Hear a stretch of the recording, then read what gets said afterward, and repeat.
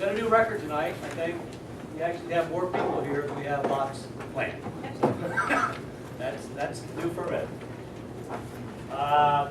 This is it's called a pre-submittal community meeting. It's a requirement of the Anne Arundel County Code and the Planning and Zoning Office. Whenever we have a new subdivision, we're required to present our plans to all the neighbors within a certain distance of the property line, and of what we plan for the development plans. And then we take notes. We have our engineer here. We take notes. We get feedback, and it's an opportunity to share information about your concerns, our project, and it's to make sure everyone's well informed of the project as it goes forward. So I'm the developer, Kevin Leslie. This is Mark Evans. He's our civil engineer. He works for a company called Drum Loika Associates here in Annapolis. And Adil is a young engineer with the same firm. He's taking notes for us tonight. We're going to have this meeting. We're going to take minutes. We're going to send out the minutes to all those in attendance. We are then going to go ahead and submit our plans to the county with all the engineers who review it and all. Once we go through the county review process, it's a two-step process. First there's a sketch plan review, then there's a final plan review. At the conclusion of the sketch plan review, we will come back, have another meeting, and I'll explain what may have changed or not changed to this plan between now and the next meeting. And so, then we move forward to our final plan process. This whole process, generally, things go according to plan, generally take about 2 years before we're able to start development. Time you have a meeting, start. Anytime it takes a lot longer. This particular piece of property is located on the southbound side of Ritchie Highway,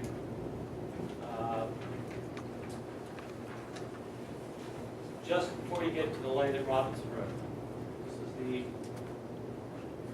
Food Lion Shopping Center here. That's on our northern boundary. The dollar store is here. I think the Celebrate, the Children's Learning Center is here. Food Lion. And, so it's... So next to the big pond that you see on Ritchie Highway? Correct. It's right to the north side of that pond. Parcel is about 11 1/3 acres. It's zone R5, which permits up to 5 units per acre.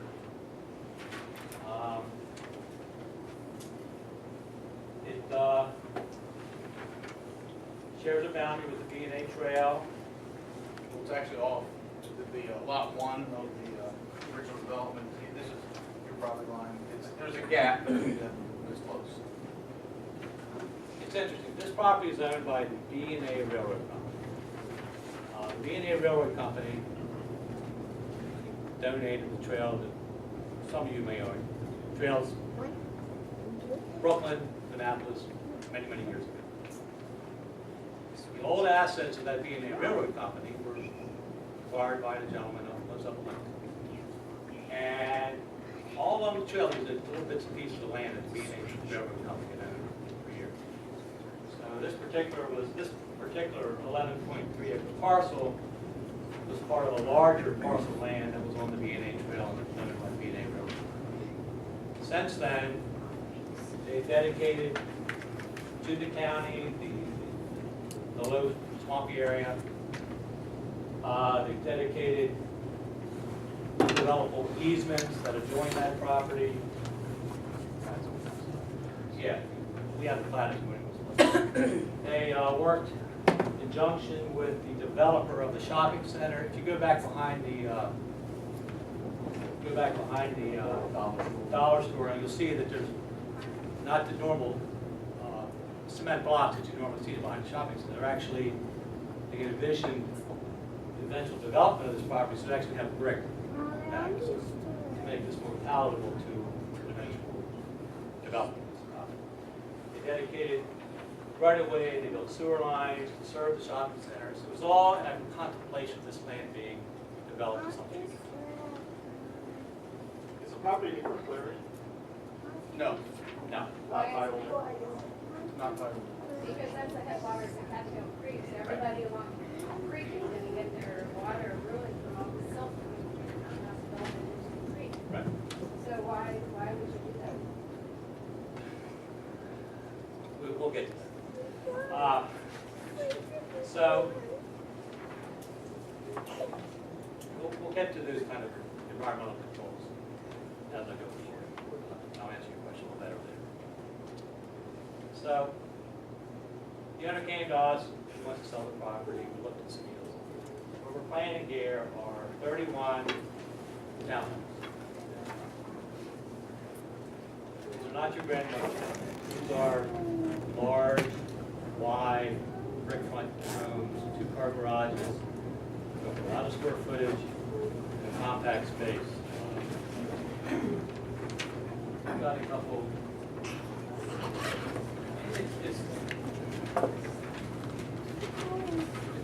It's that kind of a unit. You see them through solar Minneapolis, or some kind of headquarters. Columbia, I mean, there's many. It's a very desirable style of living in today's world. One of the reasons that we come to this is that it's a very efficient use of land. Rather than having single-family homes spread out, we're able to make your development more compact, more environmentally less impactful. So you can see where we've concentrated development on the flat areas, away from the slopes, away from the easements, away from all the critical nature of our property. So I think provide a nice living environment and to the extent possible protect water.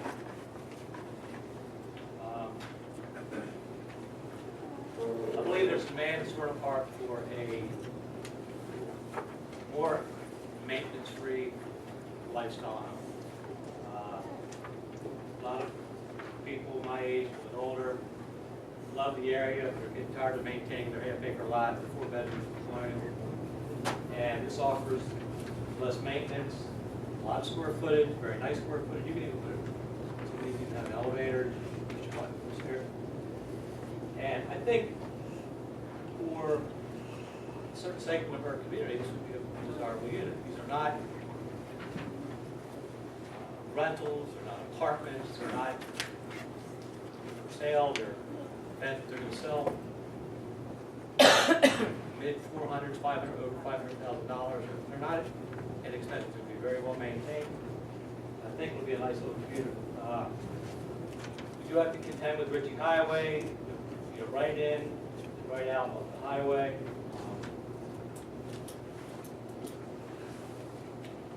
Public sewer is available, public water to the site. It's just pretty much a great example of what the state call an infill development smart growth. Everything's here, all the necessary utilities, there's no extensions of lines to other areas.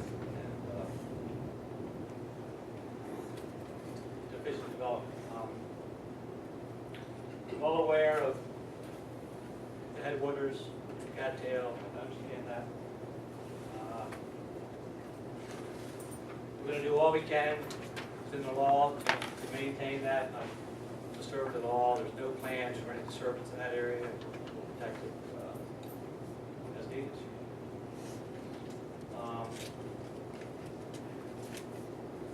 These are not age-restricted homes. They're going to be market rate.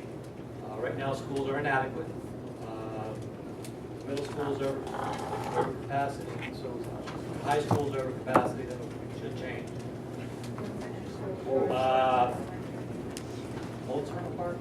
Severna Park Elementary? Severna Park Elementary. which is open. So, under the laws of the county as it exists today, we are able to process the development to a certain point. We have to wait until schools become adequate and under capacity. Or wait 6 years, whatever comes first. So, we're well aware of the school capacity issues. We'll work through those as it comes. And, you know, depends on the schools around. Population standpoint. Where is the pond? Is that north or south of the It's property? north. This is the area you're talking about. This area, right, all of this beyond the green is pond area, Tell Street North. Cattail Creek National. Right. And then the original record plat that created this lot and the lot above it, the bigger lot, B&A Railroad, and I'm not sure if it was a donation or a purchase by Anne Arundel County. Anne Arundel County now owns the big lot that created the residue lot, which was 18.9 acres. So that is now owned by Anne Arundel County and is what is the Cattail Creek Natural Area.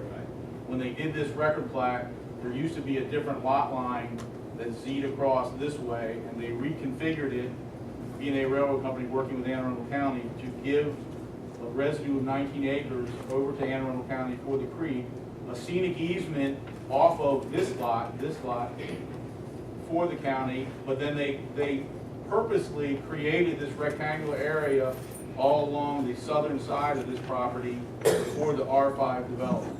And they created the scenic easement to screen it and add to the natural area.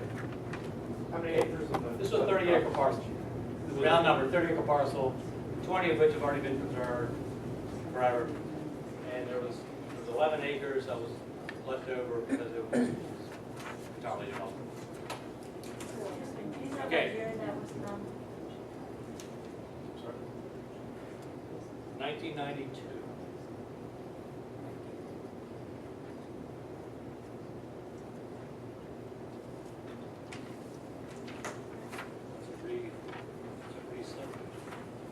The original line, the Z line you see there, so this was the residue parcel, and that was lot 1. So then They reconfigured it. In 1992, correct. that was the original, and is that? That wasn't the original when the- original. I don't, When the gifting was done to the county and boundary line drawn? no. It looked like there was an original gifting. But from what I can tell, the gifting didn't match very well the actual topography of the site. The reconfiguration of the developed area in 1992. We'll have to check on the original gifting, I'm not sure. The cover sheet was like one of these.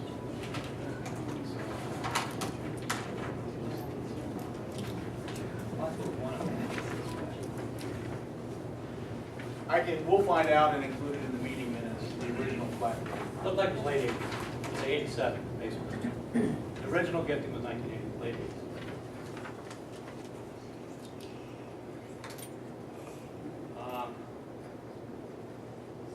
You want to speak a little to stormwater management? Well, all sites in Anne Arundel County are in the state of required stormwater management. Of the 11.3 acres, the 31 townhouse units in the road getting back to them encompasses about 4.5, 5 acres. So it's a little bit less, right around 40% of the development of the entire site. The site will have So, stormwater. wait. So, the 11 acres, About 3 acres. we're required to provide at least 30% open space, or at least double it. Yeah. Good. And so the townhouse units are broken up into rows of 6, 6, 6, 7, and 6. And each unit will have stormwater management bioswale and or bioretention on the downstream side of them, but all the runoff from the roof leaders will go to in the road leading up to it on both the 6 units out by Ritchie Highway and out by in the main development area of the other 25 lots. Soils are an A soil, which is a very sandy soil. So in areas outside of bioretention where we can get it, depending on how the borings go, we're also looking at possibly doing some permeable pavers along the driveways to help manage the stormwater management. So, Yes, I'm Paul Spigar, I'm president of Magazine River Association. And I have some quick concerns. I'm curious about this part of the subdivision where you have the homes on this side, on facing Ritchie Highway. okay, the 6 lots? Yes. I'll have 2 questions really, then we'll ask them more. The first question I have, those particular homes, I noticed there's some parking there. On the upstream side of it, yes. Is that any different than the other homes in the subdivision? Why is there parking there and not parking in the other homes? Right now, we are looking at, this is a preliminary design, providing each house has a 2-car garage and 2 parking spaces in front. Parking is required for this, 31 units is 2.5, which if memory serves is 78 parking spaces, and with 4 for each unit, we're well over that. But we also realize that on occasion, when people have visitors over, if they're not parked in the garage, additional spaces will be required. We are looking at adding some spaces for these units, and then probably along this loop line here, adding some additional parking here. We're not required to, we meet the parking requirements just in the driveways. Okay. I didn't notice that already. We're gonna try to buffer this as much as possible. And these are not, I would think, these will not go away, I think. Because we're gonna want to put parking. I'd say if I do anything, Back to if I do anything. 2 different kinds of houses you have here.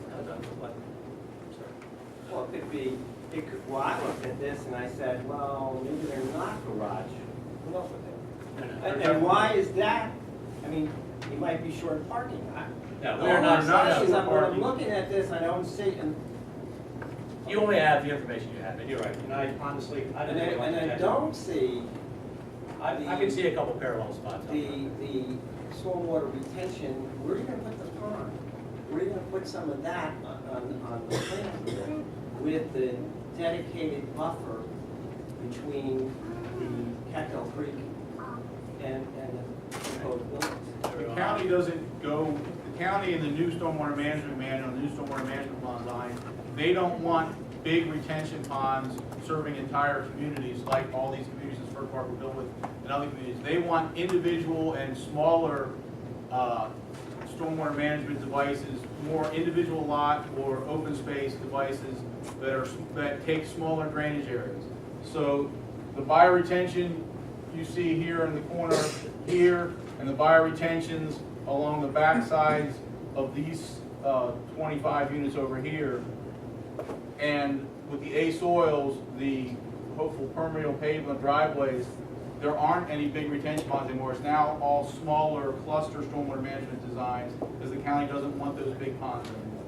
The state's new environmental regulations, Okay, so, they've gotten away from the big ponds. Okay. They don't want the concentrated ponds anymore. okay, the other question I have is, how many variances did this project require? 0.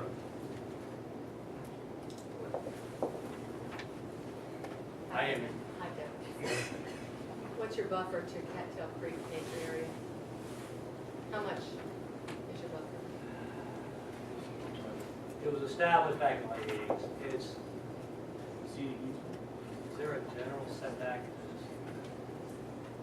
Oh, well, scenic easement is set up as generally off our property line. Scenic easement is about 135 feet off of it. It narrows to about 125 in that area.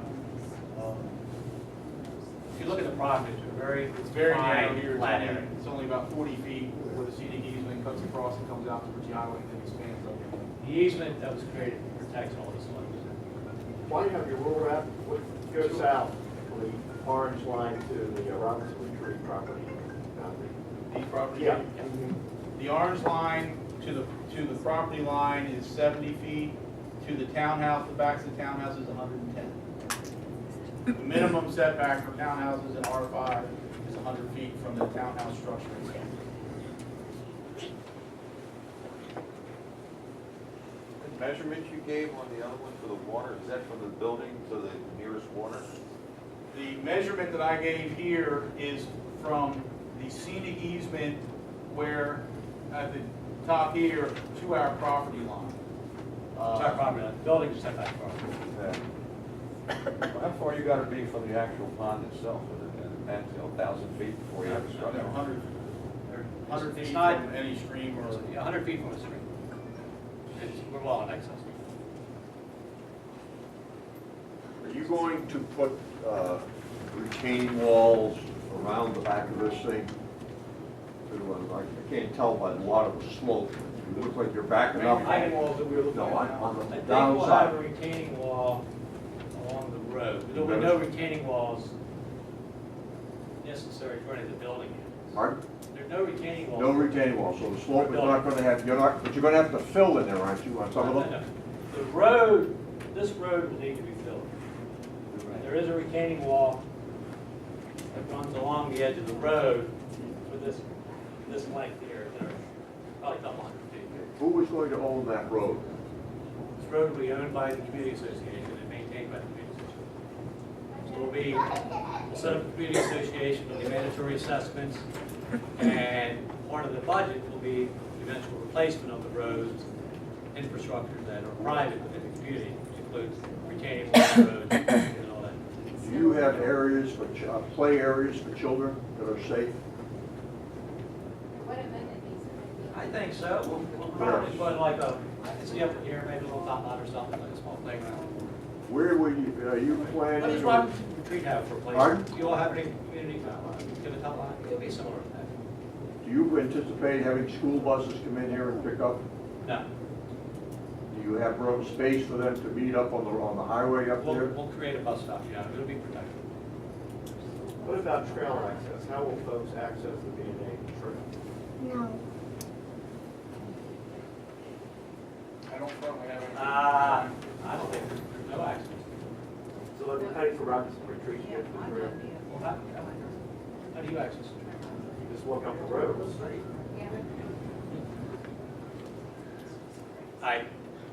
There's not, I mean, There is there is a sewer easement, I mean, I guess it That's does. a ravine. Yeah.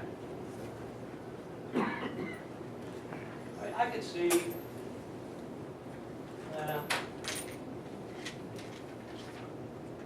I mean, if they want to hike through a swamp through a ravine to get to the trail, I mean, I can. Okay, yes. So you're saying that they won't be entering in, that means the bus will be stopping on Ritchie Highway to get these kids? Correct. Two issues with that. One, safety of the kids. Two, Ritchie Highway is that main port. That's already backed up. There's already too much traffic. Right. So It's the same way they do it for Woodbury, Cypress doesn't Point, mean Cypress. it- I mean, all we can do is provide a protected area. I mean, in my opinion, a school bus would be perfectly fine pulling in, pick up the kids. Board of Ed has a policy, dead end street with the community, they will not enter a community. And I don't make those rules, I just have to live by them. Yes. Perhaps you could consider revising the plan so that you could have an area where the school bus could actually pull off of the road. I know you have houses there, but maybe that would not be the best place to put houses. Maybe you should have some place where the school bus could pick up Well, kids and stuff. Where you have that parking? I mean, it is We up could a do like a hill. little, It's an incline already. It's- I see buses on Ritchie Highway all the time. Yeah, but it's Arnold's. a blind spot. Did we get more? It's a blind spot, so you're gonna have a school bus stop where people are coming around the corner. When you say blind spot, it's one way to It's south. one way north. Yeah, but Well, not pardon, when one you're way going south. up a hill, you can't see if You they're can't to the see hill. what's So at the they're top of that stopping hill. at crest of the hill, you can't see until Their you're. development, no, we've talked to our traffic, we've looked into. Have you driven it on a daily basis? Yes, though? believe me, 57 years. I could look into seeing if we could do like a little bump out thing or something. I mean, there's bus stops all over down Richie. The state just put a bunch of them in there. You make a So mistake. you want your kids standing out there on Richie Highway? Honestly, I think, No, but I also think Okay, well, there that you go. I think the entrance where he's saying, this is not an it's at the bottom of the express hill. It's at the kinda- bottom. Yeah, it's like halfway up the We hill. tried to hold the entrance as far north as we possibly could to give us the maximum sight line. we butted it up against the scenic easement because we can't go any further north because the scenic easement is there. We can't go into the scenic easement, so the entrance, I mean, which is based on the original plat, where they stopped the scenic If the easement. county would let us disturb the scenic easement, we could do a little move. I don't think that's happening. Well, let's let somebody else go. Okay, your question. I have a couple of things. They're kind of related. First off, when you built up these plans, did you have any consideration at all for Severna Park small area plan? I know that this type of development is available in Arnold or Pasadena, but is there any precedent for this type of development in Severna Park?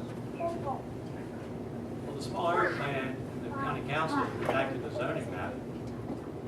That's Yeah, R5. the Severna Park small area plan. And so in relation to that, what was the status of this project at the 2011 comprehensive rezoning? Did There's this no project, rezoning. We're complying with the existing zoning. Did That was this established by the small area plan and the county council with rezoning. This No. is entirely No. comparable with the rezoning. no, I think this type of development. How is it different? The small area plan is separate and apart from the zoning, but it works together. Small area plan for Severna Park is no multifamily housing, no townhomes, no apartments. It's been in place now that way for about 20 Right. years. Well, So, that made sure to change the zoning. But they didn't change the Well, zoning. but it has to be considered together, and it is not consistent with our small area plan. And our smart. I would argue otherwise. I think the small area plan, if they wanted something other than R5, they should have advocated for that. Well, Maybe they were didn't. talking R5 in a single family homes versus townhomes. R5 has been Townhouses. R5 has been a townhome development for many, many years. There's nothing new about a townhome and an R5 development. There is in Severna Park. There I is just in haven't Severna seen any. Well, there may be a special zoning mechanism in the park. I haven't seen it. It is, and it's basically an overlay type of construction, but it is a small area plan. There are a number of them around the county. Severna I Park know all the small areas. specifically says single-family homes. And we have some old stuff that got built back in the day, Yeah, there's you know, over on there's the a town's Jensen housing and Woods. Old Severna Park has duplexes. Old Ramblay City has duplexes. I mean, it's not an unusual. But that's not a This townhouse. is not a duplex. And These are not like those homes either. Okay, so continuing on my thought, it seems like your BMPs, your planned BMPs, are pretty much minimal. Is there any consideration to be able to extend those to be more responsible to the surrounding area and to be more protective of the Cattail Creek? We're required by law to mimic the existing condition of the development. We're not allowed to increase anything over and above. Well, no, you could go above and do more responsible BMPs by creating conservation landscaping, making sure, maybe doing some outfall systems to make sure that you're not, all your silt or all the disturbance is not gonna go into Cattail Creek. Because it looks like you're doing a lot of impervious surface over what is now mature vegetation, which is the filtering mechanism. I mean, we can certainly look into Why, that. well, I'm curious, if I may speak from an engineering standpoint, I've lined the area behind the units, the units are at the top of the hill and they drain this way. I've lined behind them with stormwater management device, stormwater management, bioretentions, and swales. There's already a scenic conservation easement, which says right on the plat that it can be used for conservation easement. The easement already exists. If you're asking me to do more, the easement exists. I can't create an easement over an easement. And I but you- lined the front I side, think these that's what units you need. drain. Okay, I understand that, but what It's a I'm saying 30-acre parcel. is if your construction could damage the existing easement, is there anything? We're not allowed to touch it either. We're, No, I'm talking on your property, on your development property. the parcel is 11 acres. The original The record plat was 30 developable acres. area is 4. So What that we're means- developing is 4 of the 11. So what would that, The the, original parcel was 30 acres. Your piece of property that you are concerned about, your development is 11 11 acres, acres. and you are having 4 acres or whatever as part of the development of that 11. It's not. But the question was where the parcel came from. We described how it's originally started with 30 acres. so not to be argumentative, but just for, and please don't take this wrong. We can- It's not gonna come out right, it's really not, and I don't know how to make it come out right. Surprise. But just for our information, because this could be an environmentally sensitive area, no matter what argument you put in, Right. we're talking major construction on what is now mature I understand. vegetation. And I don't want to sound, it's not personal at all. What is Cockholm's record of environmentally related violations? Do they have a good record? Do they not have a good record? Is this something as a community we should really specifically watch? We have developed in this county since 1950. Yeah, I know We're you're old, only developing in County. but there are some buildings that have more violations than others, so that's just all I'm asking. Think I don't mean you- that argumentatively. and I would be happy to provide you a list of the references here. And their experience with my company, compared to any other company out there that does this kind of work. I would say, anyone is doing this. We're the ones you want. Okay, I live in Severna Park, very good lives in Pasadena. I've lived through my higher life. The last thing I want to do is go to 7-Eleven, have somebody out there, you know, pulling a gun or beating mad or da-da-da-da-da. So I think in terms of that responsibility, there's no one better. Stake my reputation.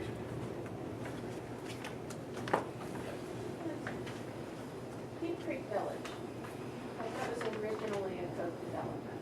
Correct. And then you, what, sold it, turned We it sold- over? we It sold- wound up- 126 of the 130 lots in B.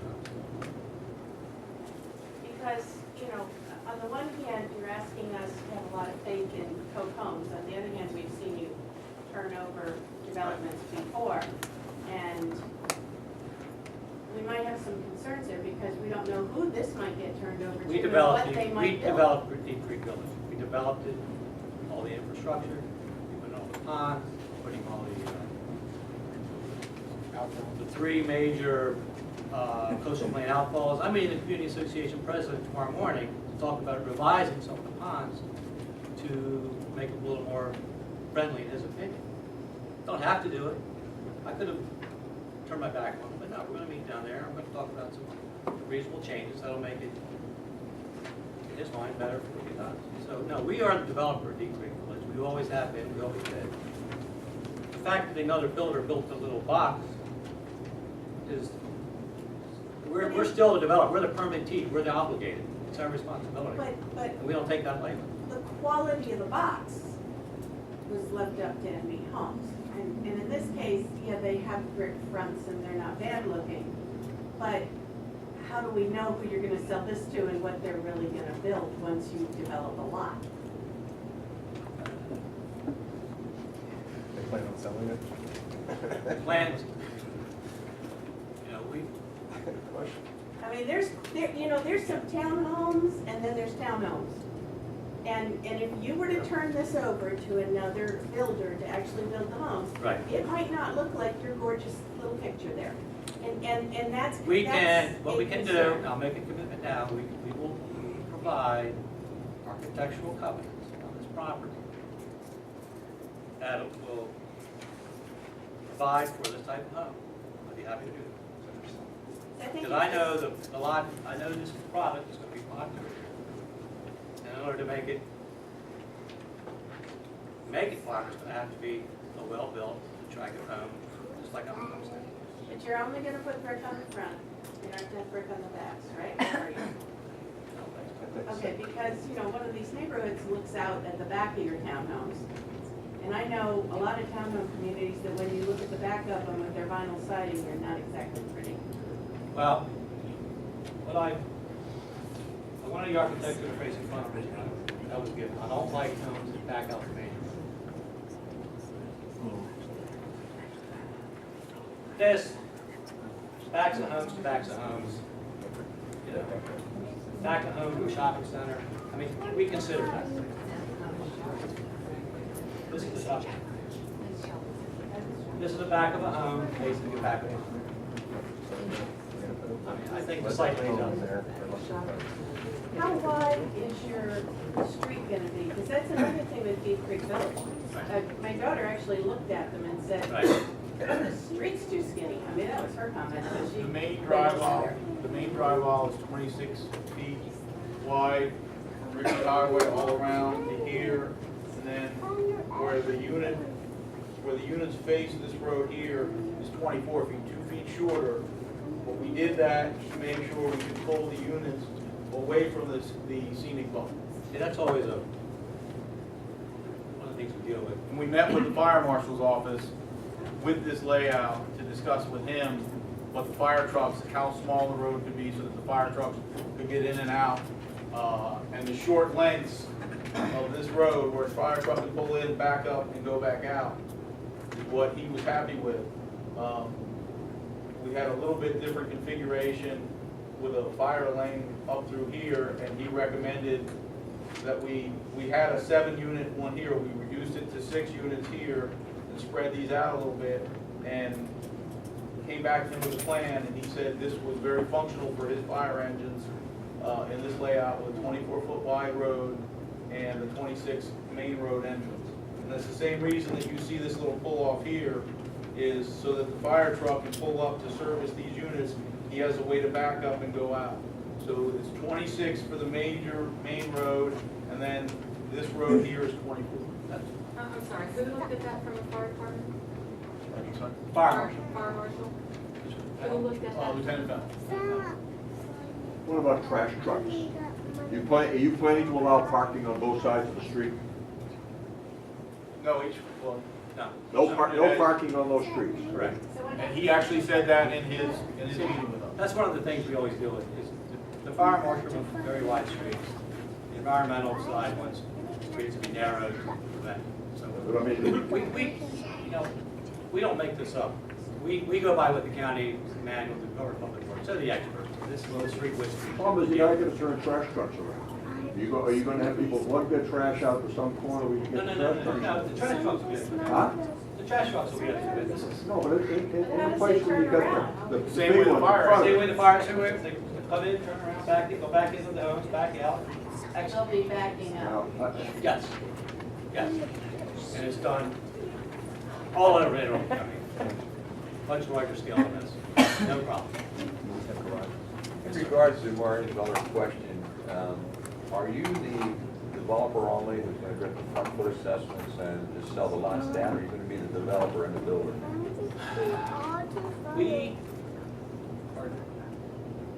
We always go into a project with the intention to build a home. Now, we have large staff, depending on the volume of work at the time, we make a decision which will finish. We build the homes, or is this particular one better to be sold? I mean, it's not a decision we make until we're ready to go to record line, to go to construction. We just finished Townhouse for the first time up at Shipley's Crossing North, this is North Gregory Road, and it was very successful, very well thing. So I'd like to think we build these houses. Where do they attend school? The new townhouse. Well, that's all middle schools. Well, that was actually over 55 million. It's much larger than 150 homes. The sewer connection, this development, where does it get pumped? It's all gravity fed. It goes back to an existing line that exists. There's an existing line that runs along the B&A Trail and then up the floodplain towards Ritchie. It crosses under the flood. It comes up the floodplain, across Ritchie Highway, and continues on towards The Berry. Meat Berry. So these units will come the sewer will outfall along the shoulder of Ritchie Highway and tie into the existing sewer here. These units, there is an existing 30-foot easement that's part of the record plat that will tie in to the existing sewer right to the east of the B&H. That's what I'm saying, see, when this shopping center was built, they built the sewer line with the intention, the knowledge that this would be developed, so that's why it's the place where it is. Now, what we're gonna have to do, we're gonna have to do a study to make sure that the eventual pumping stations and the line between us and the treatment plant are adequate. Well, no, great, look at that. Because that's not the power that's going to be happening in the country. That overflows hundreds of thousands of gallons of water every year, and they haven't fixed it in years, something like that. We don't want our creek to start smelling like Mill Creek. I can't agree more, but we built these, Anne Arundel County has an obligation to maintain their lines. But they're not doing it. Well, That'll be the don't make meeting their minutes. problem my problem. But it should be in the residential. Yes. Go ahead, yes. When it comes under Ritchie Highway, do you know which pumping station it goes to on the Magazine River? Does it go, there's a station in Berrywood and there's a station across from Berrywood. It's a sub pump station. I'm But not- I don't know where. We can double check and verify that. We'll have to verify it again. I do not know, but it will be in the meeting minutes. When you say it's not your responsibility, Well, that's not right. you were just saying that you were responsible for. And so that's one of the things that you look at is what our infrastructure can handle. And so if the infrastructure isn't there for the sewer, and also by my own question about the traffic, it's really, really hard. And you know, but Ritchie Highway is like, when you're adding to that, that's adding. So, and as well as all the other environmental concerns, because you are going to be building over what is existing vegetation that is the filter potential. And so, and once you chop down those trees, then you can't replace future trees with a truck. It doesn't work. It doesn't work. So Yeah, that was poor choice of words. That was, I know. it is our responsibility, because we are responsible for making sure that everything's adequate and all, but the county does have an obligation to spend our impact fees and our tax dollars to maintain the facilities they have, and if they don't, I can't, I mean, And in a perfect world, that would happen, but Right. we know we've seen what happens. right, I mean, things happen, and So we pipes have- deteriorate. As a responsible builder, when you're really playing up the part that you are responsible. I'd like to think we are, yes. So these are things that must be considered. Right, and we have to verify the adequacy of all the facilities. Schools, sewers, traffic, everything's public, every public facility, we have to make sure it's adequate to accommodate this 3,100. This is the sketch submittal. This is not, we're not ready to build these tomorrow. This is the first submittal that we go to the county with. This is the pre-meeting to that submittal. Then the county will analyze our submittal, and they will analyze APF, traffic, road storm drain, water and sewer, and school. And they will analyze all that. As Kevin has said, right now, Severna Park High School and Severna Park Middle School are closed. As we all know, Severna Park High School is being rebuilt as we speak. We will either these schools will improve through improvements that are already in the county's plans, or they will stay closed. We will not get sketch approval until either 6 years from now, or the schools have been renovated and are opened back up again.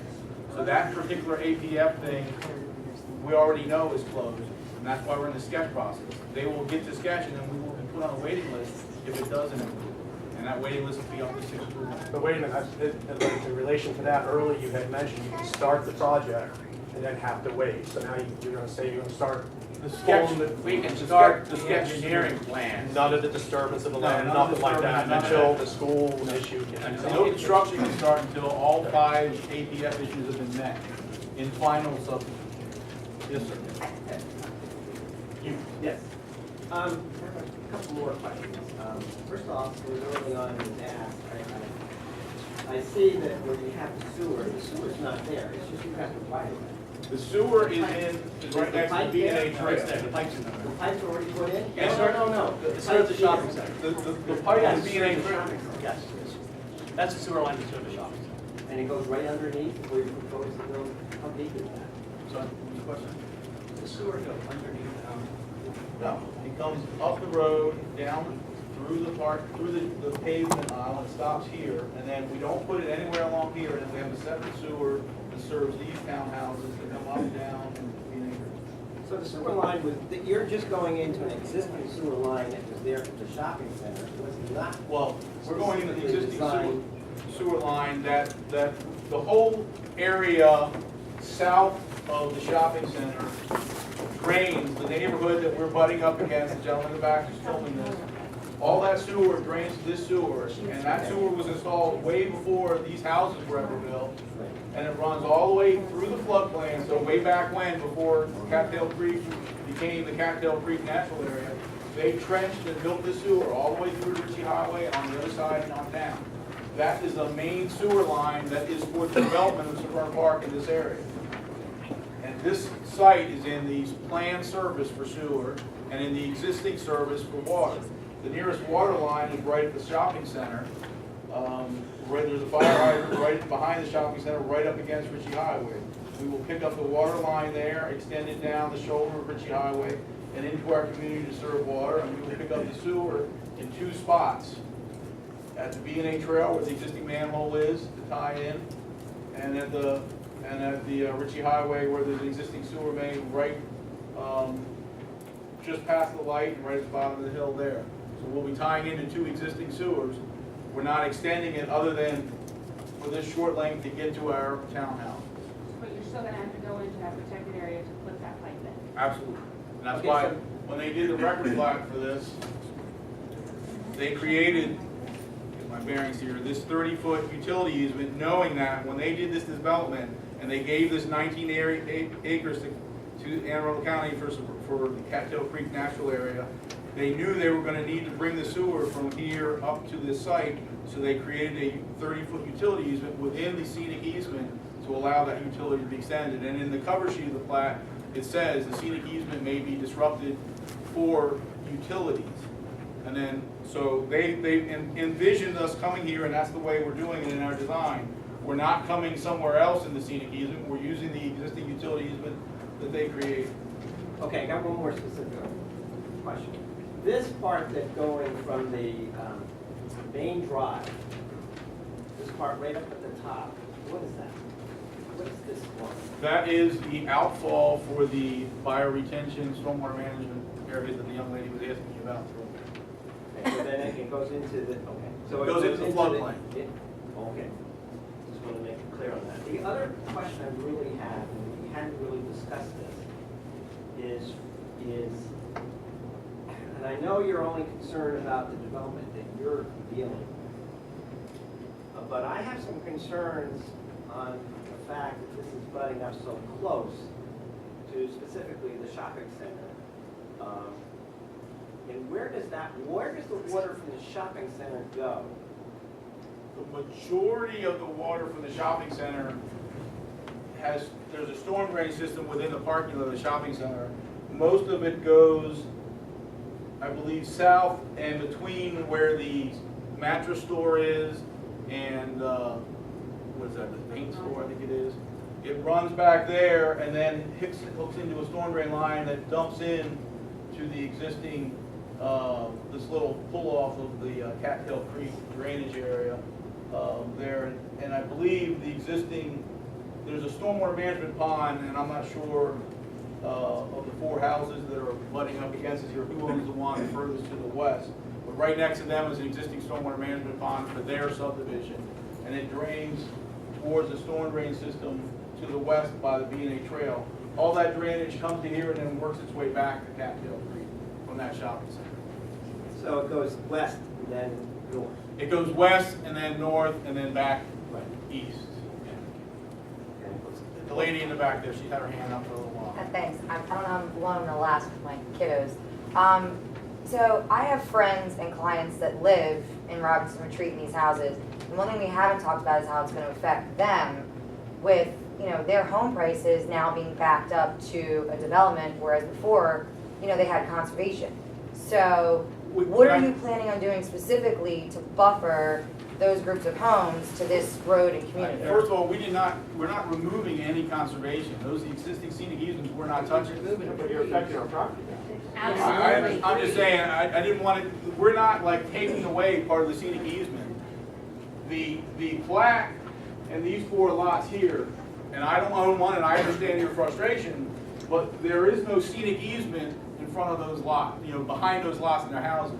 We are creating a 70-foot, we're not touching the woods for 70 feet behind those houses, that from our property to the back of our lot. So there's a 70-foot area in here that will remain wooded. For some of the homes, but not for all. Yeah, but not for all, exactly. That's Sorry? For some of the homes, but not for all. There's 1, 2, 3, 4, 5. There's The only road, six the houses. road going in right behind some of those houses. If the road went straight. I'm assuming that these 4 butt up against us. There's one lot. There's There is two. one lot that left. Okay, one There are lot 2, left. according to your drawing.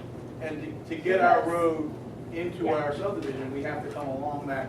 Yeah, that area. that neighbor couldn't be here, the one that the road's gonna be on the other side of his property. Do you plan on putting a fence there, something? We a can. buffer? We can. Like maybe neighbors? Because our backyards will become a cut through for that development going to Severna Park High School or anything along Benfield Road. Or the trail. Yeah. Yes, It it will. will. It already happened. It already happens now, sir. Nobody lives, I mean, this is a vacant parcel. You're right, but there's still people that are back there and cut through But you're not today. giving So them you access can't to the imagine trail once or you've got a anything. townhouse community. You're not offering Yes. access, so they're gonna come right through the neighborhood. They will come Absolutely. Because we're not gonna go out Ritchie We're not Highway. allowed No. to put a path through the scenic It's not a easement. path, they're gonna cut through our yards. Cut through our I'm just yards. saying- Understand? You're saying we're not giving them any access, right? We You understand, can't that's why reach- they're coming through our yard, because you're not giving them access. We don't want you to give them access to our yard. Right. That's what we're trying to say. Put up a fence. To tell you what we can do, which if the county will let us, we have this utility easement we're going to create. Yeah. Now, if we made that a path, would that alleviate any of your concerns? No, you need to block access to our neighborhood. Well, we can put a fence up. Somebody wants a fence. At minimum. And where would that fence be? Would it be at the 70 foot? So would we have any of our woods left, or would you put it right up at your property You butt line? up against private property. Understood. They have the same rights as you have, and everybody, you know. Well, they're not there yet. Would you put the fence? No, I mean, I don't see, There's nobody I working. think what you're gonna see here are Vinyl sign. generally older home buyers that, I'd be surprised if you supposed to be 100. see a lot of strong gentlemen myself, this is what the nature of and the price point. There are trees now, okay. Right. No, I mean, I can understand this, we can certainly do that. Is it a 70-foot variance or a We 100-foot finish variance? answering your question. There's no variance involved. Everyone's kind of asking the questions I was gonna ask anyway, so we're The just letting you go. R5 district permits townhomes For sites over 10 acres. cluster development sites. The cluster development. The lot, the primary structure on the adjacent lot can be no closer than 100 feet to the boundary of the property. But this so happens, their structures are over 100 feet away. Now, fortunately, we were able to keep about 70 of that 100 feet as it exists today. See, your development had no setback. The homes are crammed up on the property line today. We at least are able to move our homes back to where there is some buffer. But they will be visible from our backyards. They will be visible. That's As you- special. Right. We have to come to the map and ask a question. I find it hard to believe that you can build these and leave these trees alone, the way most construction goes on. That while building this, these, which are currently trees, are gonna get clobbered. And these people are gonna have nothing back there. Few trees right behind their houses. That's why I created this 70-foot buffer. It's Yeah, not as but- hard as, the townhouses are here and 100 and, what did I say, 115 feet away? to build these units, this is a nice flat plateau here. Yeah. To build these units, I don't need to go any closer than that 70 feet to these units. I can leave these trees. What's this room between here? That is my stormwater management Yeah. for these houses. And the But 70. how far, what's that distance right there, from this line to this? One second. So the, From here, okay, that's the back To of the there. lot, is 25 feet. and you're only gonna need 25, you're not gonna take any trees down. I only need 25 for that stormwater management bioswale in the back I of do those not units. believe. But that's that end where there is that buffer. The other two houses where that road is coming in have nothing, right? And you've got to put that road in to I have start to your put the road in building. to get to my units. Right, so And from the scenic get-go, easement- The scenic easement prevents me from trying to come any sooner to turn in. right, but from the get-go, those two houses will have something very close to them, very Correct. close. Correct. And it will bring down their property value. That is what we're trying to say. That's your opinion, I have a different opinion, I think, Do you live there? no, I don't. Would you buy my house? That I- is there. No, I. Exactly. I, in my experience, many places develop, we get this kind of reaction, and then once the project's completed and done, the property values go up, and then You can't even guarantee the builder can just set that up. Right. Continue to build all those houses. So again, you can get less than Just telling adequate townhouses. based on 25 years of experience, that's what happens. Yeah. Another comment you keep making that these are townhouses, you know, which are generally about 3 stories, right? These will be 3-story. Older people don't buy 3-story houses.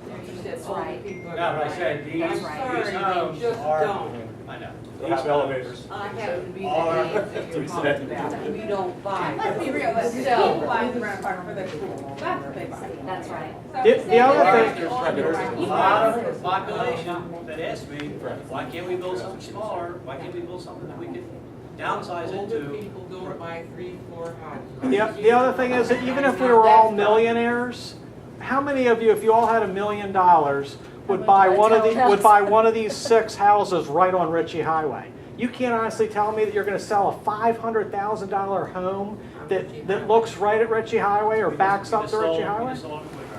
Would anyone here buy one if you were a millionaire facing Ritchie Highway or looking at Ritchie Highway? Anybody? I didn't think so. So that means those houses, the 6 on Ritchie Highway, are going to be down in the $300,000 range. Because who's going to spend $500,000? Highway, $600,000. Would you buy one? Were they townhouses? So they're not No, they were. townhouses. Okay, let's get back to it. Okay, what I'd like to suggest. Are there other questions? Let's try to talk about ways that we can improve the development without making it disappear. If you want it to disappear, make us an offer. If you want to make it better, make us some suggestions. We can take reasonable suggestions, incorporate. That would be, for, if you want those older people, get single family ranch style homes. Right, and they would be 20, that house would be 20 feet from your backyard. There is no setback. There's no You setback. have to be 100 feet for this townhouse community. If we do standard R5 homes, then we We're gonna don't. obliterate every inch But of the that. house is up against their property. That's the thing, see, You don't have to. environmental laws, Choosing to do. environmental laws, put everything concentrated, we want it as compact as possible to protect the greatest number of trees and elements around it. Okay, Amy, do you have a question? Your hand was up. Yes, I actually have some comments. Okay, first of all, I'm not here for the county. I'm here because I live here, I'm a resident. So, that being said, I have a lot of concerns, and one of them is when you look at Admiral's Bridge over there behind the Safeway, has been such a huge mess. I know that's not your development, but I'm just saying, that, I look at what's happening over there, and I'm afraid that that's what's gonna happen over here too. Just that being said. It's not a code development. I know it's not a code They development. had an out-of-town contractor. But Aaron, I call that backhoe training school. It seems like they go in there every couple of days, they run their backhoes around, they leave for weeks at a time. So I don't know what's going on there. they're on their third people Stop over work there. order. Right, Yeah. they've dumped all the dirt on somebody's property and they need to get it off. Yeah. I hear all that stuff anecdotally. So anyway, so I'm just saying, the other thing is, This we all property know. had the foresight, that land is on a slope, and it's, this owner had the foresight to create these easements, to create the protection that concentrates on the flat areas. I mean, it's, So the other thing is, we all know, because some of us in this room have been very concerned about what's happened with Cattail Creek. You've seen what's happened over on Asbury Road. I'm sure you were inconvenienced by it too, where they had to redo the culvert. A large part of it is, I'm not an environmentalist, but I know there's a huge impact. I know that up on Jumpers Hole Road, where they're looking at putting in a development up there, it's at the headwaters of Cattail. And quite frankly, as somebody who has to pay the stormwater fee now, like the rest of us, we're not too keen on, I'm just saying, we're not too keen on somebody coming in and making it even worse for the waters than what we already are told that we have to help clean up. And then we've got this situation where, quite frankly, I'm concerned about that whole Catwater Creek nature area, the Cattail Creek. So, that's Hold it. up your picture again, hold up your nice picture, okay, of your houses, okay? Look at all the impervious surface, isn't that a great amount? And that's only 2 houses there, and look at all the impervious surface, can you just imagine? that's why I wouldn't use the little picture, That it's many. smaller. I mean, just get an idea that that's all going into Cattail Creek. Yes. And the construction part of it, that's a big concern. You know, once they're up and running, but it's the whole construction process. And Come into that concerning construction, living on Chestnut Creek, when the shopping center was constructed, not under the current environmental laws, it was a huge ground river, huge. And the siltation in the creek is terrible. And so, I mean, you're against that, right? Absolutely, yeah. The laws have changed so much since then. Not that much. Not that much. No,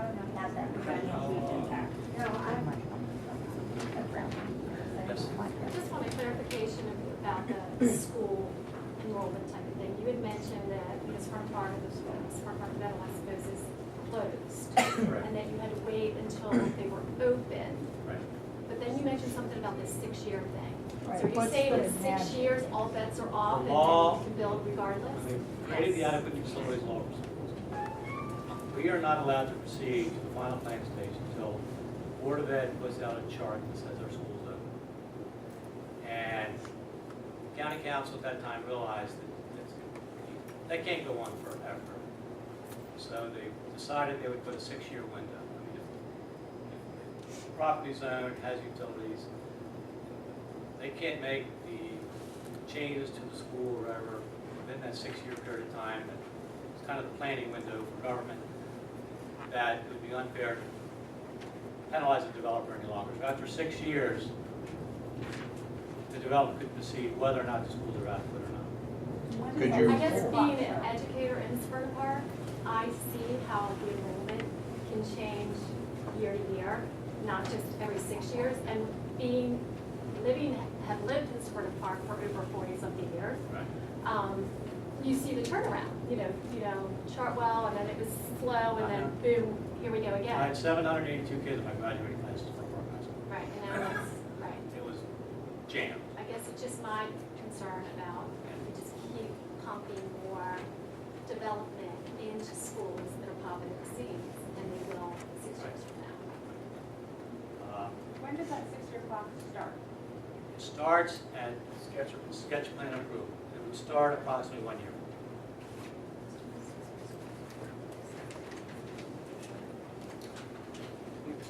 Back to Robinson Retreat, the homes that line the rear there, mainly the corner one, I guess the first two, where the road comes in. You said something about the fence, maybe it's something taller, like an 8-foot.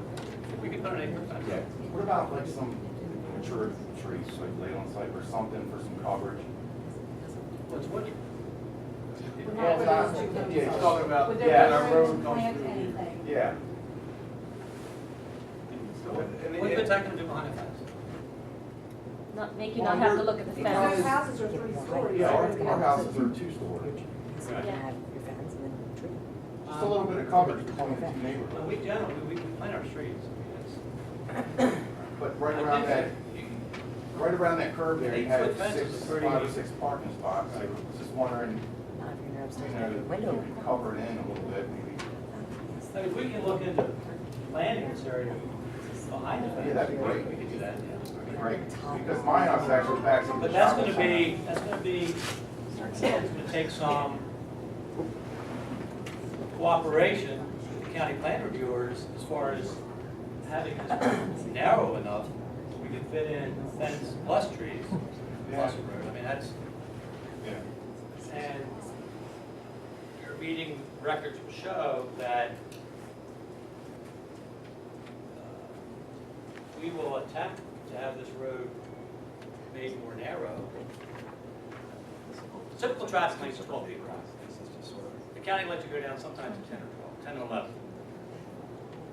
Like your streets, your southern are probably 26, that's the old standard. So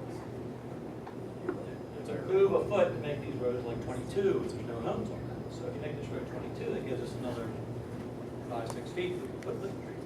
Question for the engineer. We Can would you do turn that. that road in sooner and then have more houses to the left? That's the scenic easement, that's the scenic. Can't you make that You're turn? listening, just- You're saying have 8 or 9 units in a row and have the road over here? Yeah. We had that conversation with the fire marshal's office, and you have a coverage that you have to have of wherever that fire engine is parked, 150 feet around the building to reach, so that any fire in this unit, that their hose drag line can go 150 feet and it has to meet.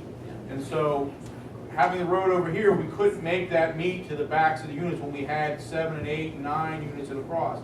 And when we met with the fire marshal's office, he actually asked us to split these into 6, 6, 6, in this case, because the scenic easement widened out of it, 7, so that if a fire truck is parked here, he can reach around to here. If he's parked here, we have all the hose drag coverage, and I had to send him a PDF to show them that I met the hose drag coverage for him to approve it.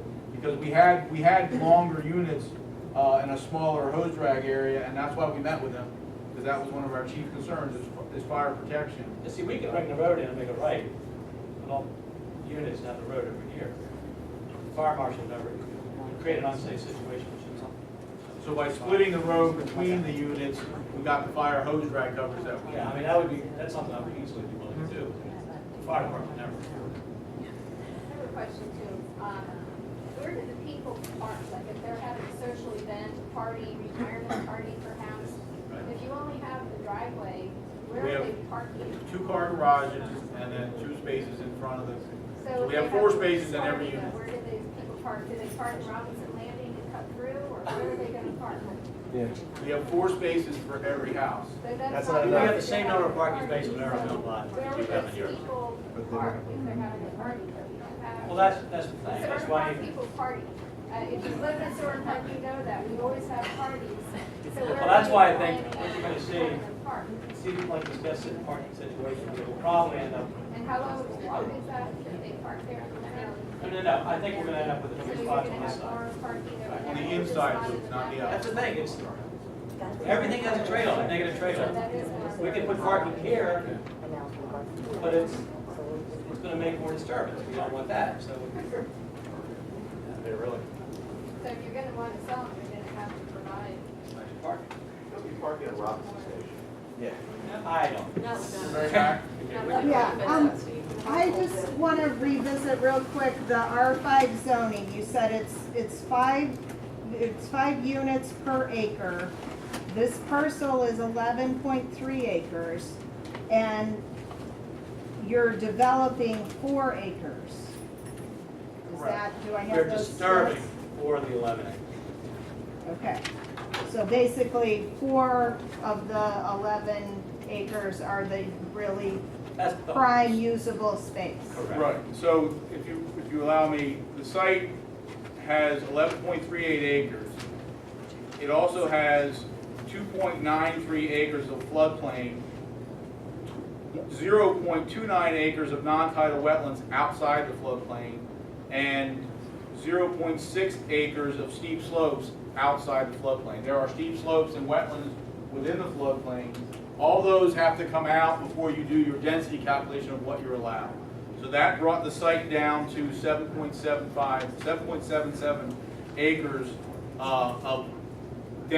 in density. So when you take that 5.0 times that 7.7, you get 38.85 developable units allowed for this subdivision. We are doing 31, so we've cut that development by 7.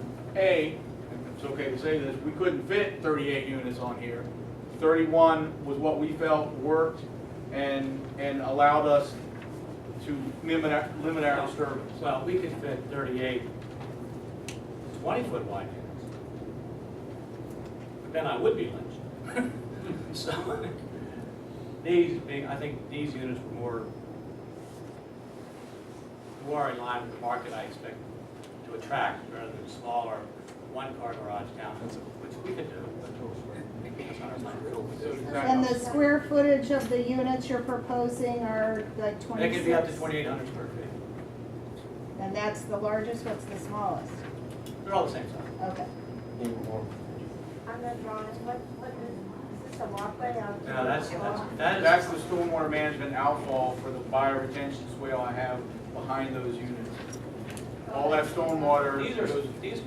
These parallel things here, they're small depressions. What it is, all these small depressions you see add up to the same volumes as perhaps probably one large pond. And this is the way the laws work. They want the water dispersed around. So, but they still need an outflow. So that's a small pipe that goes down to the, but down the road the slopes. So the runoff doesn't. Underground pipe? Yeah, yes. And we can place that in a way that won't hurt any trees. Well, two things. One, given any consideration to perhaps, in order to be the utmost responsible developer in the area, because what you're proposing basically does change the landscape of Severna Park. This type of development, townhouses, 3-story, all that. It does change the landscape of the area. Would you be willing as a developer to consider doing citrons to control the stormwater runoff?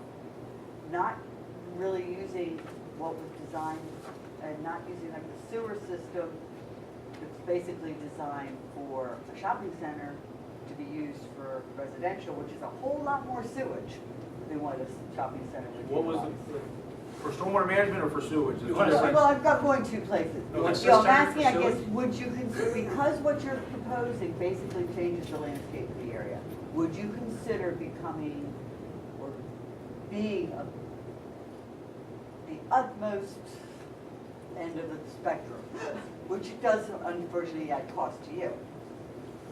To add citrus. I'm not sure what you're asking. A stormwater management cistern, which is out there, which is part of the MDE manual, unfortunately has, and you don't see as much of them anymore because the way MDE designed their manual, you have to, if there's a big rain event and all the roof leaders go to the cistern and it stores the water, the way the MDE manual is written, you have to release that water within 72 hours so that the next rain event can fill it up. So, in my opinion, in the MDE design manual, when they spec cisterns, they basically, you're putting it into this big concrete vault, and you want to use it for landscaping, which is if you're not doing if you're just doing a cistern for landscaping, it's great. You can take that water, you can use it for your landscaping, but with the way the MDE design manual is, you have to release that water within 72 hours. Well, if it's been a big rain event, you don't need to water your flowers and plants within 72 hours, but you have to release it. So you have to turn a valve and drain that tank. Well, you're just going to drain it into the same floodplain as the bioretention is. So instead of using a cistern, and I've used them on sites like Sherwood Forest where there's no other place to put any kind of stormwater management device, but the fact that you have to release it within 72 hours really defeats the purpose of a cistern. So we don't use them in developments like this. The bioretention, which is a planted shallow device with grasses, shrubs, and trees, does a much better treatment of nitrogens and phosphoruses than a cistern, which is just a concrete ball or a But plastic. you hadn't said, I guess you hadn't said about the replanting with conservation landscaping, all you had talked about was bioswale. Well, bioswale, And- my apologies for not Yeah. expressing, a bioswale is not just a grass swale, it is a planted shrubs, grasses, and trees swale that Right. runs along the Okay, so back. you had not specified I that. apologize. yet. So, They're actually fairly attractive, once they. yeah. Would the maintenance of those swales be built into the HOA, condominium yeah. costs, because they have to be? Any new, I don't know if any of you built single-family homes, everybody has to have a private stormwater management and maintenance agreement in Anne Arundel County, and that's so that an inspector, and now that's what the rain tax theoretically is supposed to do, is they've hired a whole new inspection department to inspect these private facilities. Everybody's signing these agreements and saying, yeah, and then homeowners, none of you, of course, fill them in and don't maintain them. But you have to have a private maintenance agreement, so every one of these units will have a private, or the homeowners association will have a private maintenance agreements for all the bioswales that you see on that plan. Yes, sir. I want to go back to Route 2 Ritchie Highway. Is there a plan to put an extra turn lane? We, as part of what we're anticipating from State Highway, obviously, we haven't submitted anything yet, so we've got no comments back yet. There will be a decel lane turning into our site, and then an accel lane going back out towards the shopping center. So yes, there will be an additional lane along Ritchie Highway. And then would that be putting, again, where would that impervious surface, would that be draining down the existing slope towards Capitol? There's an existing swale now, it's kind of like a swale berm, if you sit in traffic, Right. that drains into, so it'll be draining into a similar, that swale may have to be pushed a little bit, but it'll be draining into a similar thing. Much of Ritchie Highway here, when we did our topo survey, much of Ritchie Highway from the white line drains to the median grass between the two. It's only the shoulder that drains down that swale. We basically, how we would basically big rebuild the would shoulder. How big would this, Basically, we would take the shoulder out. The lane? And the lane would be Turn lane? taken place. It'd be a refuge to get in and out of the neighborhood. I got it, but I just want to know how long it would be. The lane, Yes. I think was about 500 or 600 feet, roughly the axle length, the decel length. Wouldn't we be taking out impervious for replacing impervious? Yeah. We'll be widening. So, and that would go just kind of roughly. Basically, thinking- that would basically run along, right now, that thick, there's the shoulders here, would run along here for roughly 600 feet or 500 feet into the turn, and then back out to the shopping center. The shopping center, if you've ever looked at it, the lane, the edge of pavement is there, but the white line is like 6 feet over. And then it branches off, so anyone turning into the food line or heading down to Robinson Road, everybody has to get off in that lane. So our So you lane, might the need striping would be redone to create a that- lane. That turn lane, if that's 500 feet, and I don't have a ruler with me, and I I'm just do. the word. Well, okay, so where I was going with this a little bit is the fact is that perhaps you might need a variance because of the proximity to the starting point of where that wetlands are. Well, It's, right now there's a shoulder. Shoulder is paved. What we'll do, we dig up the shoulder. no, wait, whoa. That's shoulder is already state highway property. Correct. So The right of way we're going goes to be much putting beyond. in something that's not, the state's not going to give you permission to pave over the right of way. You're going to have No, to they do it all put. the time. Absolutely. Absolutely.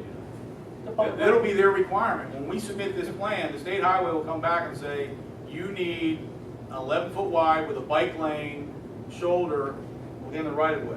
The right of ways, I don't know off the top of my head the exact right of way width of Ritchie Highway there, but it's probably 120, if not more, feet. And the state highway road ends here, but their property line is another 15 feet or so over, right where all those power poles kind of line up with that right-of-way line. We actually adjusted our entrance to miss one of those power poles. It's hard to visualize right now because it's not there. try to look at Woodbury. I mean, just look at any of these communities. You're We're basically talking replacing. I'm not talking old construction. I'm talking brand new construction. That's what I'm talking about. Go down to the one that's. I don't want to hear about old construction. I'm not talking about, I'm talking about brand new construction under active grading permits today. You take out the shoulder, put in a curb, you build up the road so it meets traffic bearing standards, and it becomes an axle decel. But it's hard to visualize when it's not there. I just gave you some very good examples of where all you have to do is get your car and do it. We will have, on our submittal plan, we will have that. Bridge, what they've done there, that's exactly what they're talking about. There'll be a bike lane, they're gonna require a sidewalk also. We haven't submitted yet, but we're trying to I thought that was anticipate. the We try to same thing, anticipate but- time. But if you Yeah. look at Admiral's Ridge by Safeway, that would be the same idea. We're anticipating a shoulder and bike lane. But right now, like when you drive, you know, you merge off into that for the Food Lion Shopping Center. There is currently no bike lane there. There is a sidewalk, and then there's a curb, and then there's the decel lane. Sidewalk to shop center? No, There's a sidewalk. there's no sidewalk. Because I would. Then would that move it into the whatever you're calling the area that can be disturbed? Well, we're about. If you bring the road, if you create that lane and a bike path and a sidewalk, which is what I think you just said, then does that put impervious surface, are you disturbing The easement area. the easement? I mean, are you beyond the easement then? We can't disturb We can't, we can't yet, we haven't submitted anything yet, so we haven't gotten review back yet from the state highway. We are anticipating the bike lane, I don't know yet if they're gonna demand a sidewalk or not. So how are you gonna do it if you don't have enough room? You only have a shoulder, so how are you gonna do that? I don't know until I talk to state highway and they tell me what they want. And then we will be back here for another meeting, Yeah, that'll all be settled. and we'll have a lot See, more. I would ask, resolution. I have to think about it. I would ask for relief. I'm not sure I'd want to encourage walkers. That kind of thing I would want. And that's not a variance, just for your, that might be a modification, would just be something to state highway. But right now, like I said, this is a meeting before any submittal's been made. And so we are trying to get feedback we can from the county and from the fire marshal's office on what design criteria they're gonna be looking for. We have not met yet with state highway to try and determine what they are gonna want, other than the standard design parameters in their manual said that they're gonna want a 500-foot decel lane and a 300-foot axle lane along Ritchie Highway. You were just saying you don't want to encourage walking on Ritchie Highway by putting a sidewalk, but you want kids to get on the bus there. Yeah, and, yeah, we would create a safe closure or a bus stop. It would be wouldn't be along the whole highway, it would just be a spot. Those two don't go hand in hand. Don't walk, but get on a bus here. No, you're trying to read too much. I'm saying, there's gonna be a bus stop here. We're gonna make it safe as we can, okay? I'm not gonna encourage walking up and down the stretch, but I will create a bus, there's gonna have to be a bus stop here. So So you're gonna have my sidewalks on the obligation is to street. make it as safe as I can. On the interior street, there'll be sidewalks? Yeah, there'll On be these streets will sidewalk. be sidewalks. Yes. Now, here's something I just thought of, maybe you guys should think about this. I can talk to the shopping center about a connection to the parking lot. And would that help relieve some of the concern?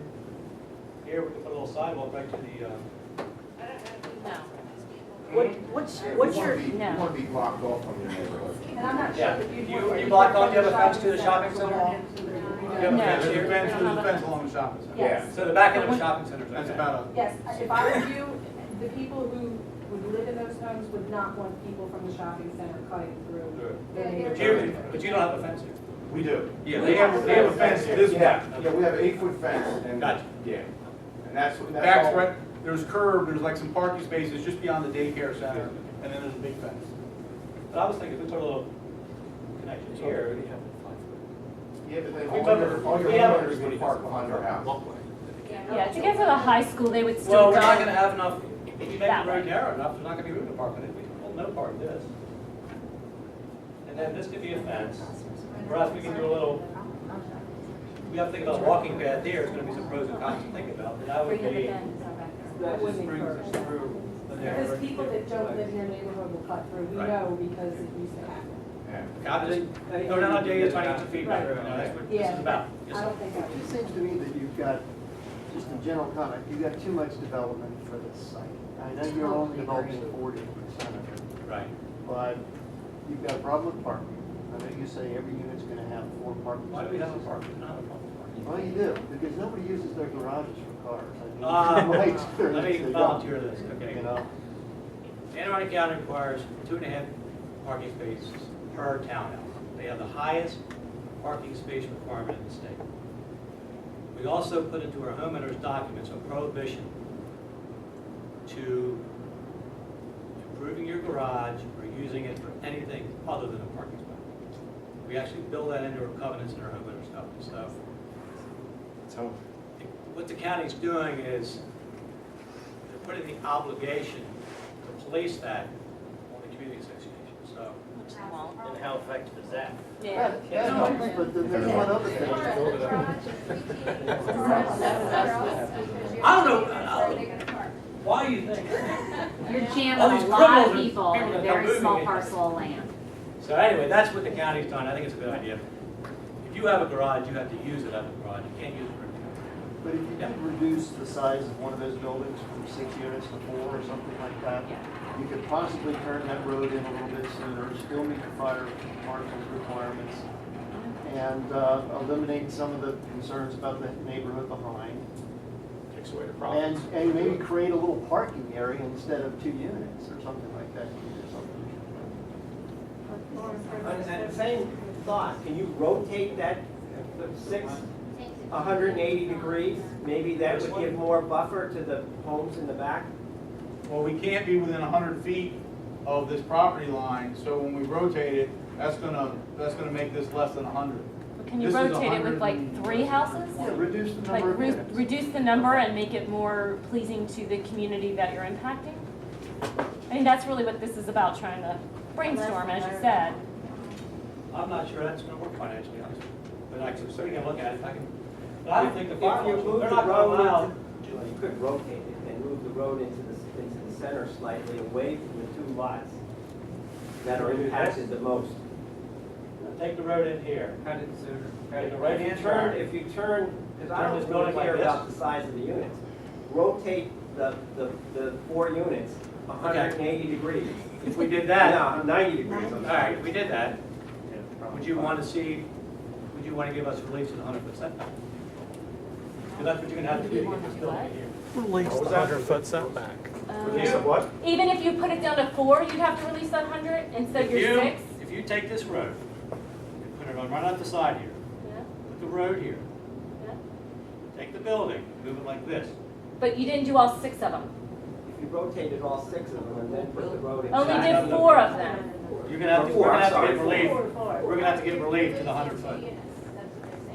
We're saying reduce your number of units to give your 100 feet there to try to come to some agreement of how to less impact those We can, I can houses. look at alternatives. I can send it out to you. What I'd like to do is make sure these, 1, 2, We're all here. make sure you do the sign up sheet, put a little asterisk. What we'll do, I'll get you some sketches or something. We'll sit down. That would be good. Because as it is right now, you can see how it would really impact at least those 2 houses and all the rest of them, but really big impact to those 2. No, I agree. But again, I don't know. It is private property. And if your builder didn't disclose that that property is developable, Have you actually purchased the property, or is this preliminary? we have a contract. But you haven't actually purchased No, it? we have not. About pedestrian access, you started to suggest something earlier, and I think it got cut off by folks who wanted to make it clear they want a fence, and I agree, they should have a fence. But you had said maybe the county would let you go across the, where you're. 30-foot. utility. We can The talk, trail? we can talk to planning and zoning about a trail along the sewer easements, no additional disturbance to the buffer. We have to disturb the Provide sewer a anyway. connection to the hyperbiker trail. Since you have to disturb it anyway, that would encourage, especially if there are children in there, they could walk to the trail or go down the trail. They have crossing guards on the trail. People supervise the trail. I know mothers whose kids walk the trail.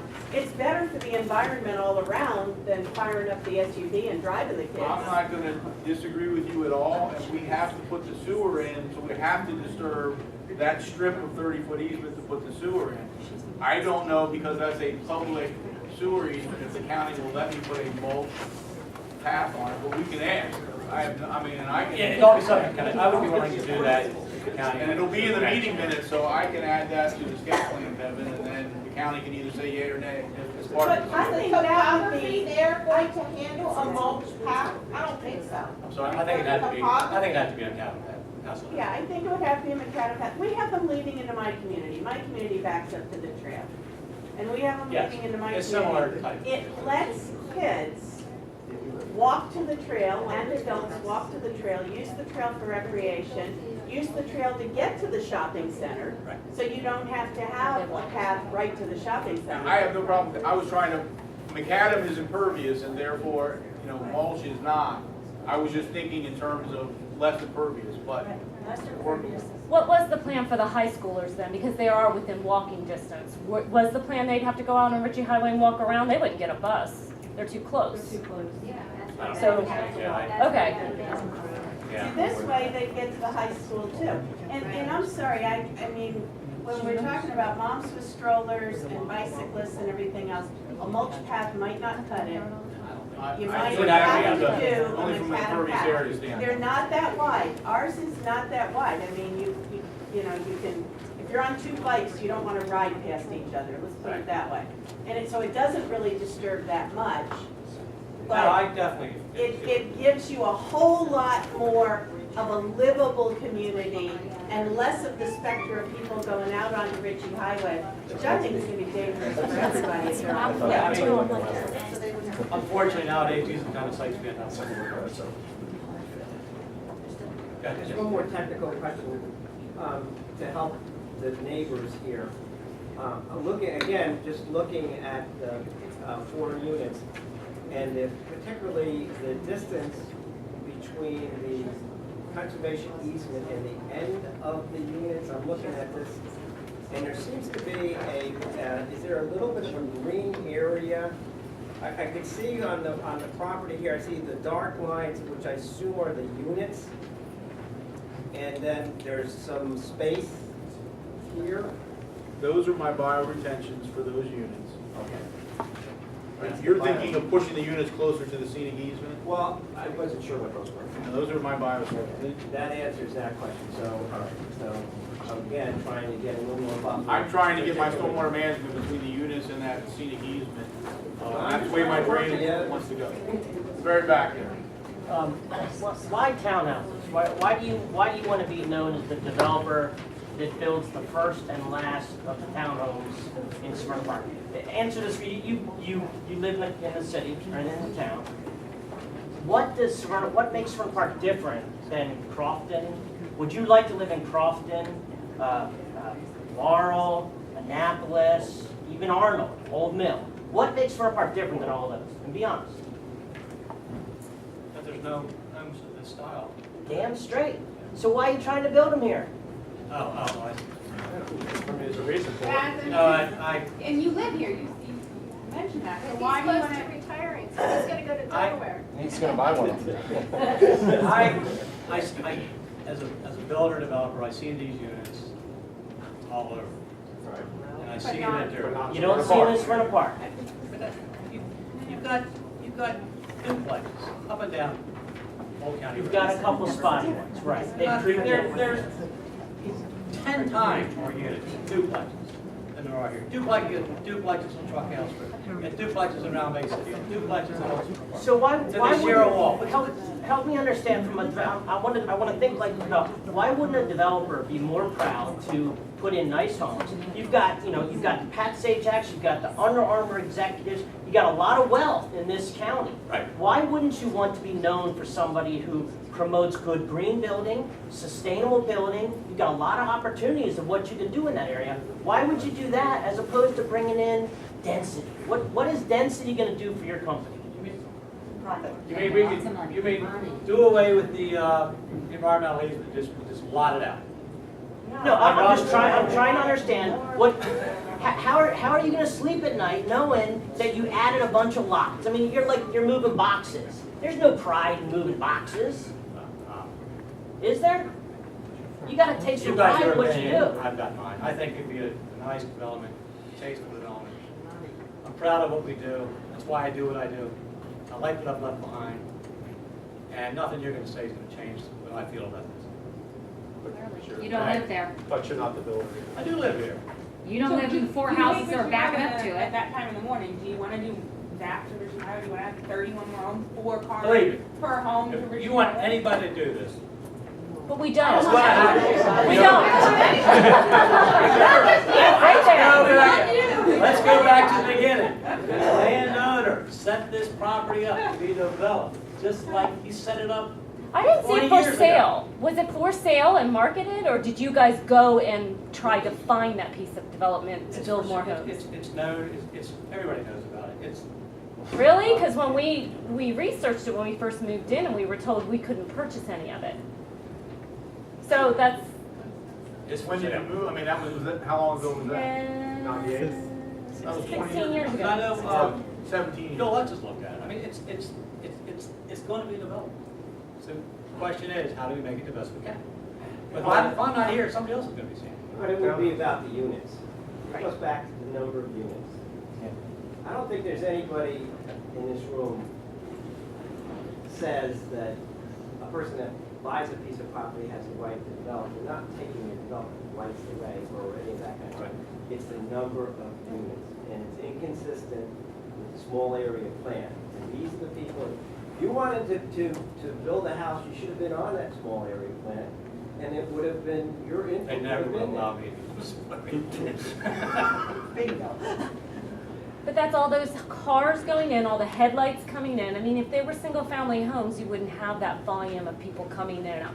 I don't think you have that many parties.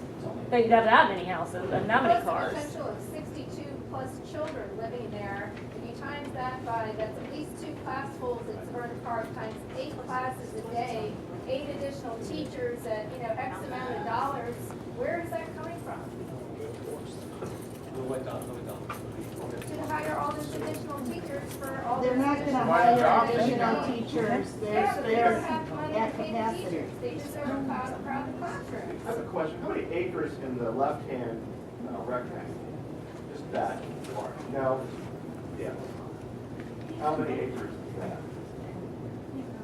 Well, this is, 2.5? maybe 3 acres.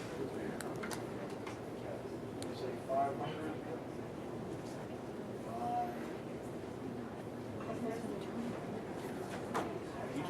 All right, let's just do it by the city deed. 400 by.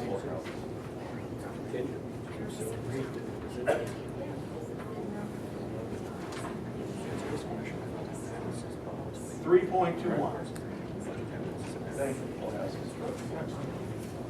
And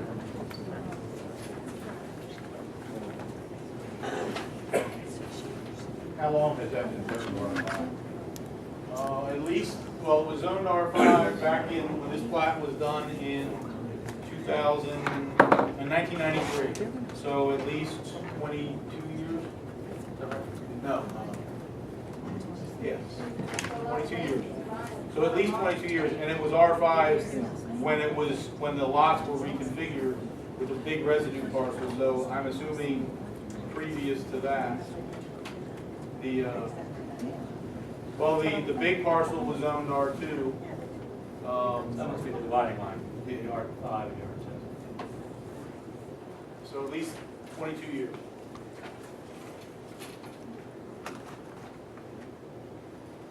So, I'm sorry. So I have a question. Yes. So, and I might have missed this, but be very quick.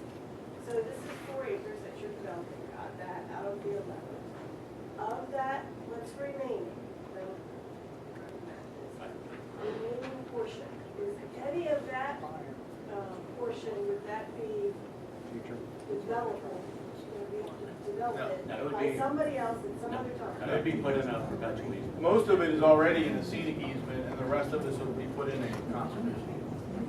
Well, or floodplain. This floodplain in this area here, so maybe just, my first thought was we could just fill in with conservation easement, but they let the scenic easement be within the existing floodplain, which now they wouldn't do, they would just dedicate the floodplain as a separate thing, but no, there's no other room for additional units. Which I know cuts into profit margin, that's the developer, that's, you're only representative of the developer. So I know developers don't want to cut their profit margin at all, you know. But it seems like this was the concern with what Severna Park feels, knowing you grew up here, knowing you had 900 some kids in our graduating class.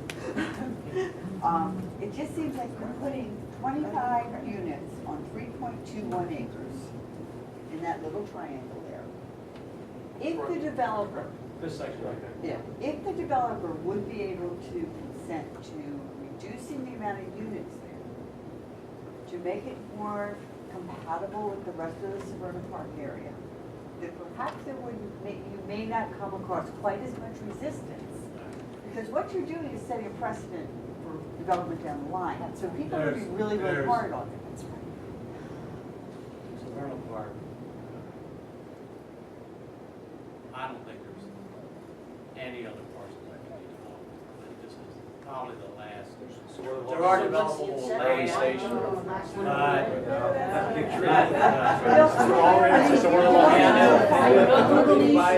There's some land down on the beach road.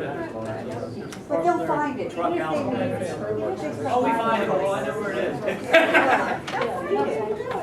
So, you know, my tip is, I don't want to see. But our 5 over 10 acres. Yeah, my community, you know, R5. Yeah. Houses are right up against each other. Somebody tried to put it on, tried to put a duplex or a townhouse there. What's the up in arms? Because it changes the whole The landscape. environmental laws today don't allow those kind of developments to happen because everything's concentrated. They want to save all the trees. They want to save all the slopes. Your developments that were done back in the 70s, 80s, They're horrible, yeah. they blew all that out. Yeah. There was no, that's why the laws are the way they are. I don't particularly like it, but it's all I've got to work with. Well, I'm So hoping that the laws are such, they concentrate everything to keep the most woods preserved, so we have the least impact to the environment. Which I do think is a wonderful idea. But again, you're going back to, you said that little rectangle was 3.21, where the 6 units. We're gonna look at some alternates for this. It looks like to me, land here, maybe we could stretch this out a little bit, turn the road in, there may be some things we can do in there. It's gonna take some relief from the county, some modifications, and that kind of stuff. I mean, there's more environmental impact than just putting a bunch of houses together. There's environmental impact of, you have 24 houses in that little tiny area using electric, flushing toilets, lights for, you know, street lights, you have light pollution, noise pollution. Everything is, all those facilities are in place. That's why this is called smart growth. That's what your governor wants us to do. We don't Yeah. have to do I don't know about the new one. The new one may not. Is there any chance of moving any of the units from the rectangle over to the eastern? Over here? Yeah, right in there. This is flood, this is not land you'd want to touch. Could be touched. I mean, I hear the concern loud and clear. I'm gonna go back and see if we can do it. Improve the plan. If you didn't have to wait the 6-year window for the schools to open, if you reduce the number of units and were able to build in 2 years, would that change anything as far as the number of units? So you have enough time to, you can wait it out. Yeah, I mean, 2 lots takes 2 years, 106 lots takes 2 years. It's all the same. But the window, if that Severna Park. It's all High 6 School- years. It's all 6 years? And you can't put 15 or 16 houses in the rectangle and another 4 In or here? 5, no, where all the townhouses are. Just building single families, as you would any other community in Severna Park normally, you'd have to put 15 or 16 units there, plus whatever you have on the street. You can't make a profit on that? Not as big as he wants. All about the I money. mean, if we cluster it, if to get the 15 or 16 units, we still have to cluster it. We still have to keep the 100 feet, right? Or 50 feet. I can, It's not going to. Okay, we can all tweet That's that. the preferable solution. Because that's what it, you know, Nobody else. what- We can look at it, I don't think it'd be very exact, because what's gonna happen, is we're gonna make these lots, they're gonna be, well, I can look at it. I'd rather, I'm one of those lots behind there, I'd rather have a single-family house, budding a little closer to me than having a I'm talking monstrosity of about- 31 houses I'm sitting talking there. about 80 feet close. That- Better to have a single-family house, less houses, all that, than the first townhome development in Severna Park, which will lower my property values, I don't care what you're saying. Nowhere else in Severna Park is there townhomes, so it will lower the value. When I go to sell it, oh, you gotta move over where the townhomes are. And that That's would where go it's gonna along be. with the smart plan So- for Severna Park. If you had single-family homes, you would have more people who would be willing to have single-family homes. You have the community happier. You would go along with the smart road, and you can still make money off of it.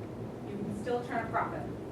That is And it's not a community that you're building, that's one of the ones with the pools and the clubhouses and all that, you're building, they're gonna build those townhomes, and again, you don't even know really what, Kobe's saying, I'm gonna do Well, this. this isn't, this neighborhood, whether it's single, they wouldn't have enough.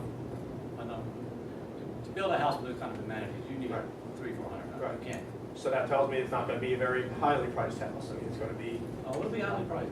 Well, it depends who builds it, right? I mean, you're gonna put some covenants No, out there, but our- people pay more for Coke Home than they will for another home. No? I thought that There was are what you're other- saying.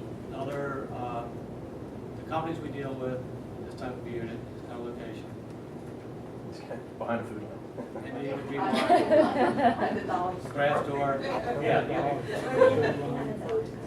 One Richie Highway, you can walk to the dollar. Yes. Okay, did you, just a question, you're pitching that you feel that it's a market, the market is gonna be to, the generation of, outgrow their individual home. Did you think about doing like an executive, similar to what's up by the Safeway and Benfield, the Enclave, where it's smaller 1-story to 2-story homes that are all maintained in at an over 55 community, then you wouldn't have the school issue to deal with, and you'd have, the buyer that you're saying you're trying to attract.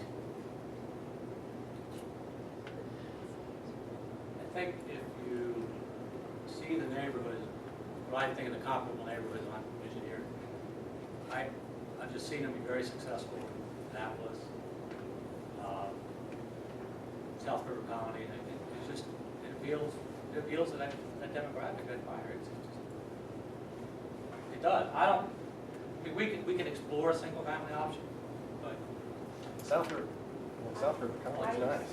That's South included River there. Colony that's behind the shopping area off of 214. I think, yes, How'd you usually go? there's, Route 214 it's left. good to get them. It's big brick townhomes, 2-car garage.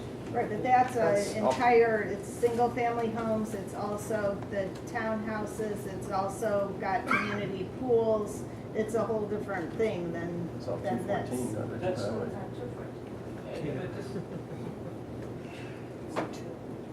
The amenities are here, whether it's Down divided by a property or not. I have a question. I don't know how much room is in the back of it. Is there enough room for a deck? Do they have yard space back there behind these houses? Yes, there's enough room for that. A deck, but how much yard is back It's not there? very, it's not.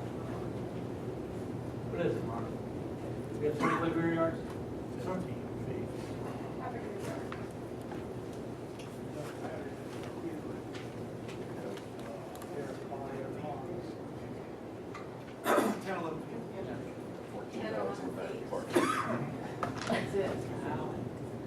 Have a 4-foot deck. Buys you 10 feet of your own. What about the 14 And doors? it's the bio pond, so, That's gonna be you know, raised if you're on gonna the make it get rid of sandbox. it, you're in trouble. They're gonna bargain everything.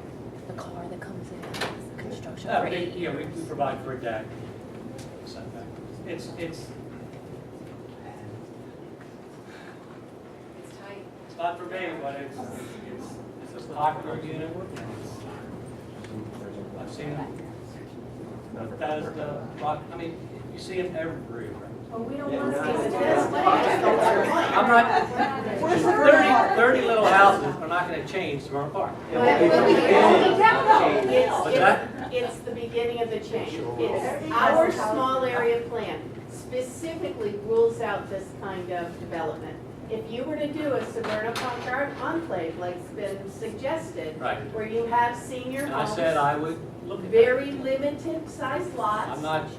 I'm not gonna do, I think you might do very well I'm with not gonna those. do, I'm not gonna do over 55 acre. I mean, I'll look into small, there's some small, I'm doing some small lots. I mean, they're really tiny, but they don't offer because of the nature of the homes, they don't offer the finished square footage that these kind of homes offer. But if you look at the ones that are off of like Magazine Bridge, those houses don't really have much of a lot at all. There's like Kinder Park, that goes over to, so those don't have much of a land, but they're still single family homes and they Where's that? retire. But we hate those homes. We don't like those, Is but then these get Is that what single you want family here? homes. No, Is that what you want? Single No, family. But that's what you're asking for, you don't realize that's what you're asking for. But we would, Not backing up to the ditch like that, no, we're no, not. but we would like a But single that's family home. what you end up with when you put those kind of constraints. Well, we're thinking Severna Park Enclave, that's what we're. That was very well done, and I will certainly look at that type of book. I mean, every Product here. senior I know looks at that, you know, that's why they sell it such a high And that's premium where as resales. And these offer a comparable square footage, they just had it. That property doesn't have the environmental restriction. I mean, if you want to talk to the county, we'll make that easement go away, spread it out a little bit. That ain't happening. Because whatever is developed there will have a lasting effect on Cattail Creek. As the high school construction is doing, and because we haven't had a significant rain since they broke dirt, but it will, and the construction of We have the the center, largest, the creek we is. just had the largest, we just had a 500 years. Yes, and I know what the creek looks like. Yeah, I know. We live on the creek. I know what and I'm just wondering what that property looked like in that storm. Because I saw what it looked like coming out. Yeah. Through Ritchie Highway to Asbury. And I would not receive all that would be underwater. Seriously, that's how much water is in this. Oh, this? Well, I don't think we got the water, but I'm sure this. It was flooded. It was flooded. But it will have a lesson. It takes years, you know, what you said earlier about food line and that construction. It takes years, years. It doesn't mean it takes overnight, but in a year. It takes years to clean up that water pollution that's created from these developments. And I'm assuming everyone here lives in a development in this area, so they all, whether they're existing or new, drain to Cattail Creek, so you all influenced it. You know, when your houses were built 30, 40 years ago, it influenced it, and now, you know, I understand what you're saying, but I'm just saying, everybody that butts up against Cattail Creek is influencing every neighborhood. I think for the community I live in, first of all, I don't think our community was built like this.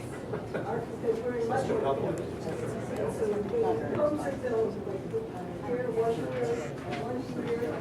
here, spread it out. Then you are spreading out that impact. And it's not going to be all at once. And when you build so much, concentrated effort. And you know it's going to impact the rate. It will impact everywhere, all environmentally. It just takes years. You have the water, for huge roads to come back, filter the water going into the creek. It just takes years. And so we continue to see a decline in the agriculture. And it's because of these development. I know you're trying, we're I will trying. argue that with you, it's not this development. You're hurting the back. The shape of the back. No, it's not. I It's the road, there's many factors, there's some work here, it's all of that. I understand that, it's not just one development, it's not just that. But, I don't know what the answer is for mitigating. Well, Yeah, the trail's right there. one answer that the Bay Ridge community in Annapolis had a development plan. There's that one. People came out and like, they went out and bought the property. I mean, that's an option. Comes back behind. Wait a minute, what'd you say? What did you say? That is something we tried. What's that? What did you say, we could buy the property? Sure, I mean, that's what the Bay Ridge community did. They, What's your Are you- contract? How much do you pay? Liberty did. Okay. So when would we anticipate the next? What I'm gonna do, I'm looking at some alternates, I'm gonna meet with 4 homeowners that are directly impacted. We're gonna be submitting a sketch plan about a year from now. We will have another meeting, whoever was here will get the invite.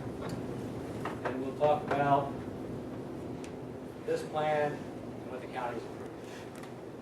If this, What's changed?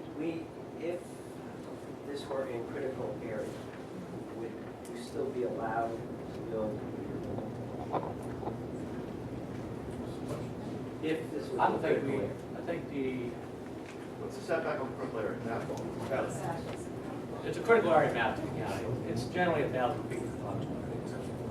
We've got these big circles.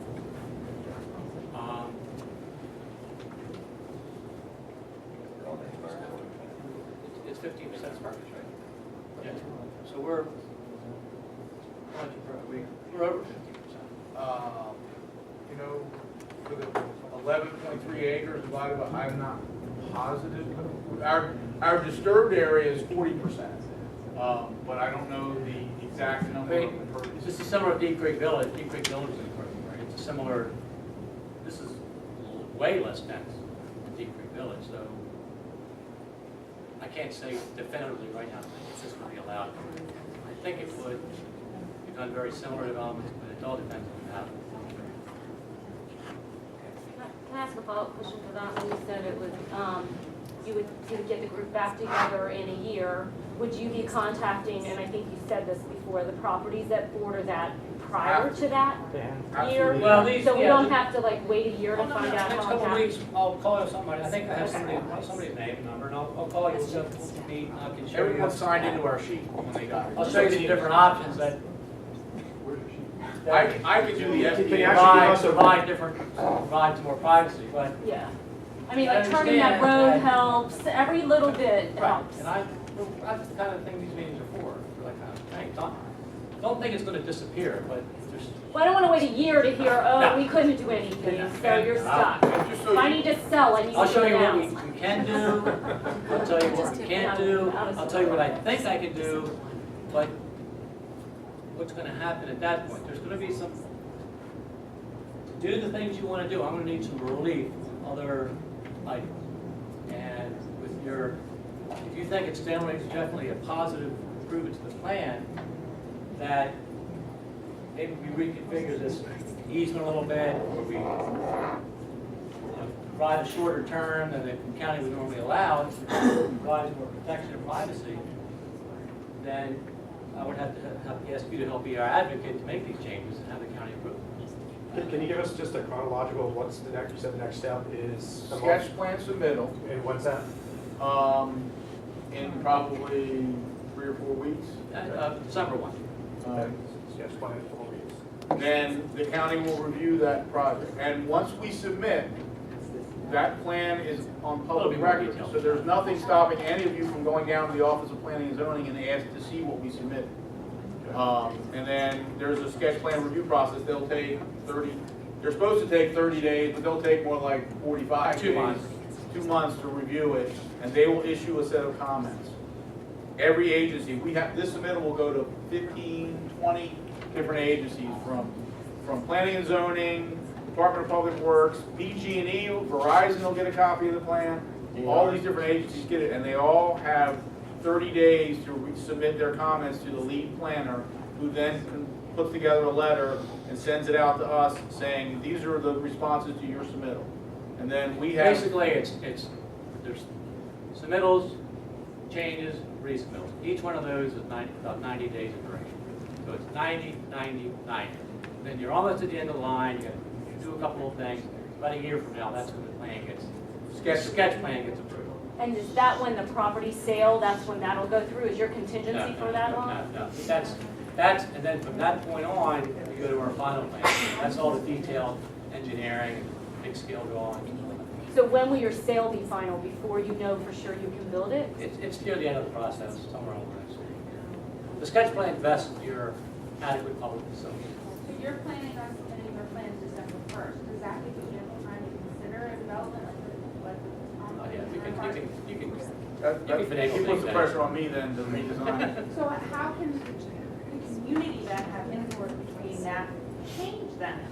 Or do we not have an opportunity for that? So how do we know that the submittal is this change at the enclave or it's It'll still be there? public record, first of all, so Well- you can go down and get a copy of what we submitted from planning and zoning office, 2 days after. If we make a drastic change, like change it to single family or something along those lines, then the county's gonna make us come back and have a meeting. They're gonna make us meet again. We'll have to do the same thing all over again. And that'll be before a year. That'll be the time we make that change. But you would probably. Think how much receive a lot nicer of that'll be. opposition. What's that? Think how much nicer that meeting will be. Yeah, sometimes you gotta realize what you're wishing for, and you realize that some of the other impacts that causes. So what we're gonna do, we're gonna have some options, and I'll show you. And you're not gonna like some of the things you're gonna see, but What their options are. maybe you will. There are options. There are the different ways the property can be developed. I'll show you, I'll share it with you, and I'll explain all the different constraints, setbacks, environmental, steep, there's so many things we have to do. And when will you do that? I guess I'm looking for a date of, so we can meet and see these plans these days. Well, first, I'm gonna get with this group, see if we can get this done. And then, there's some other changes, some other things. How will you send out? I don't wanna have a big, one of these big meetings. If you guys wanna select like a group of 3 or 4 people to kind of be, working group or something like that, I'd be willing to work with that group to see what we can do. Is that something you think you can do? Everyone on Severna Park will be affected by Richard Highway. So, And everyone else. everybody on the creek. How do you want it? What do you want to do? I would like you to host a meeting maybe on community, from a Facebook or newspaper or something, so we know which date is there. Post it from the library, we can hear it. Something like that, some way to know. I was gonna say, I believe you're part of the, That's what I was gonna offer. If you want, you can reach folks through us, using your mailing list that you collected today, and our mailing list. We can spread the word far and wide. You're welcome to come to our meeting. We meet once a month. Which for group our is this? General meeting, the Greater Severna Park Council.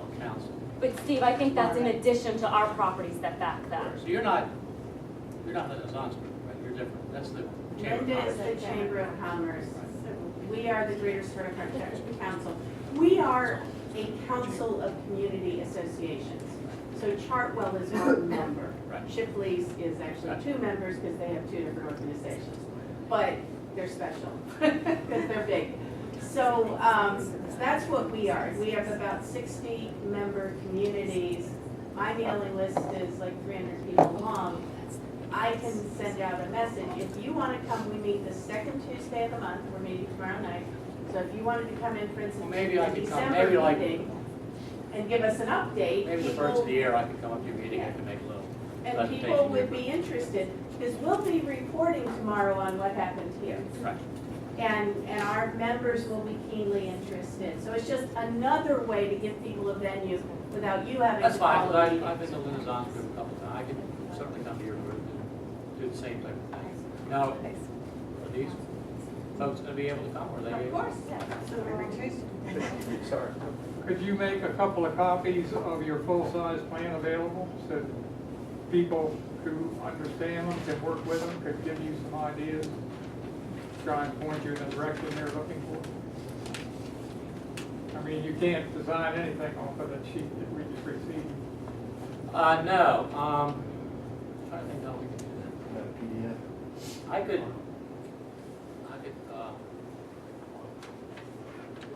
email a PDF, I guess, or can you print something, print it out, or? Yeah, but I would be, Still I put would be you on more 8 and a half. interested in your schedule. No, because the PDF will be that You document. can You'd have easily to make a take it to full-size PDF, if people have the ability to print it out, or go to a copy center. I don't want to mail every one of them. PDF. I don't have any problem. The PDF would be okay, if people really wanted to, they would off. Get all the people to print it out.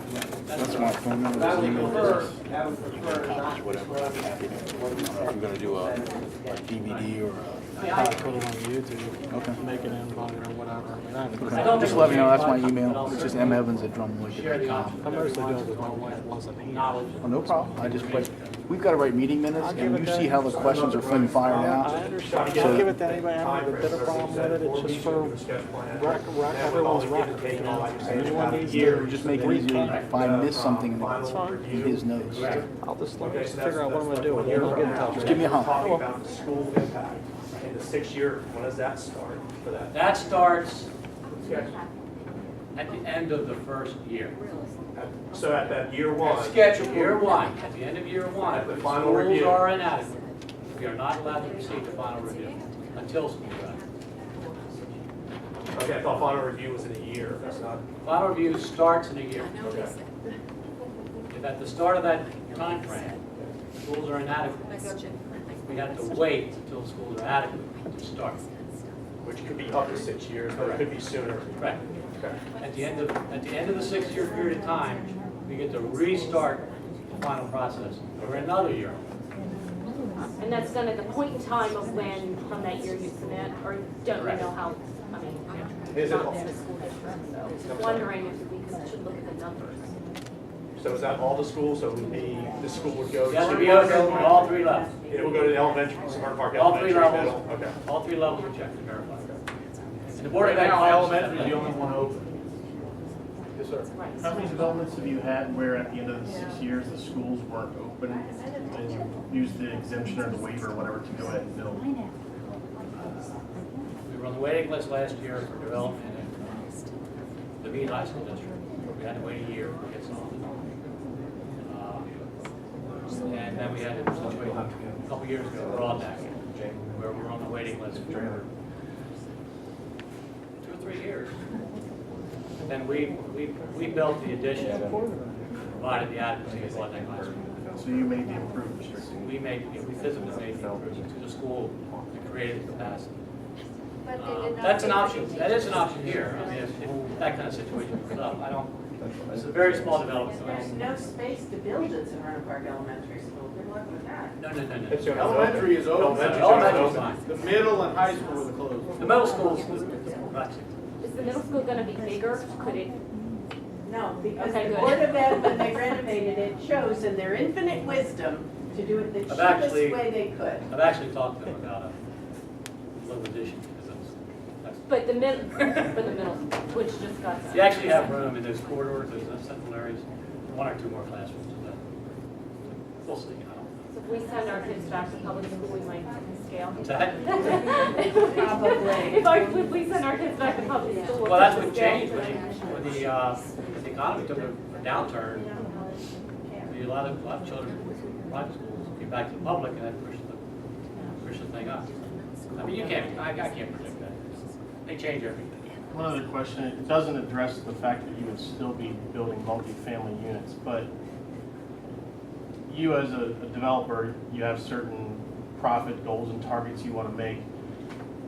Would turning these into luxury units where they're higher end amenities, all brick, something like that, maybe a few smaller units, or fewer units,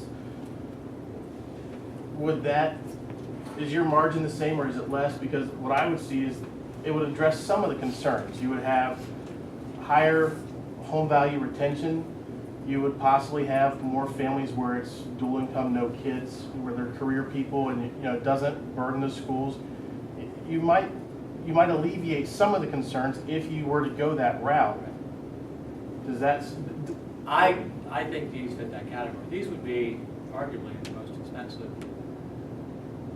They're not multifamily. They're fee simple lots, just like every other lot. Just happen to be attached on two walls together. And it's, but if you're in the 500 to 600 range, you're still where families are buying. You know, when you talk at things to offer, I don't see, other than a two-car garage. Well, okay, but it's the schools, and if you're living in Chartwell, you got this big old house, this big old yard, you're trying to maintain it, you want to stay in the community. You move down here, somebody else cuts the grass, you got a nice car, you got a nice home, nice square footage finish. You can still run up to the club, you can still run down to the pool at Evergreen Estates, or, you know, North Cape Alton, the pools are always open, they want kids. I mean, you still got your boat close by, you've got everything, it's all right here. You don't have to leave your neighborhood just because you want a different style of living. And that's where I think,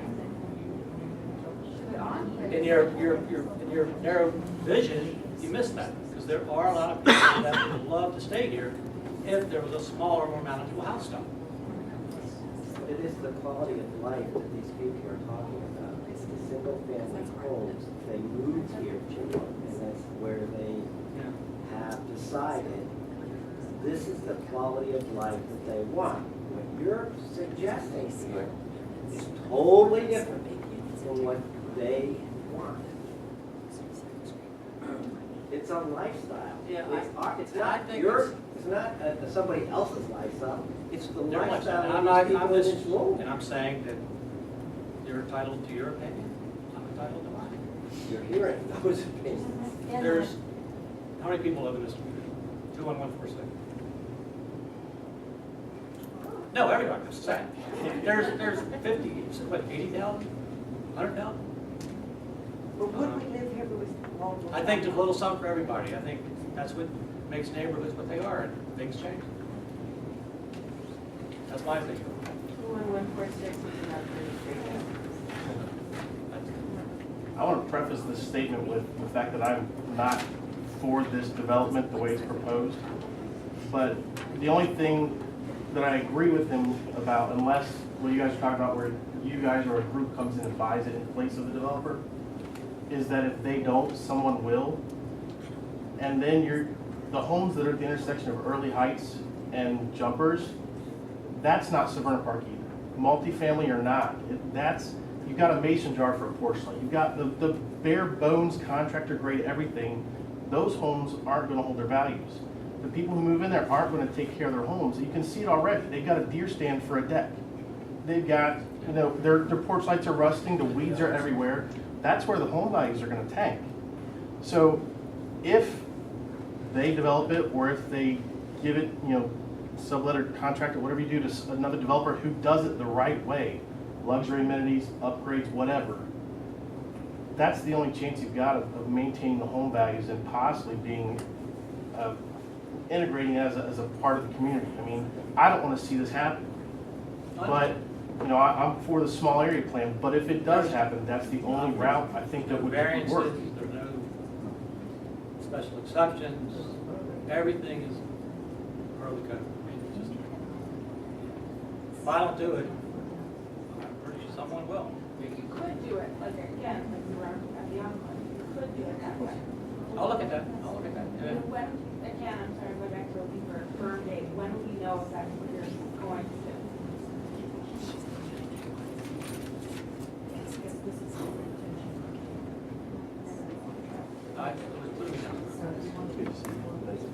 I will try to attend the January meeting. We're going to make our submittal. There's another global thing that needs to start on there. Their development envelope is pretty well defined. So that whatever happens, it's going to happen within these green lines. It's just a matter of looking at different unit types. So you can't go outside the green box there at all, period? Even a little bit? Well, that's one of the things I'll tell you. I can. Mark here. Just What is this line? What is it, That's the school. in this area, it's otherwise. But for the green line, this is development. So, if we could reconfigure the line to this, maybe we can make some things change down here. That's the kind of detail. That would take a signature from the county executive. And this is the existing scenic easement here. This is all floodplain and wetlands. If we take it from there and give it back there, it might be something to say. We could add back in other places too. So there's things like that I could do. So if it shoot for the January meeting of the council, you know, it might be better, but that's what we should.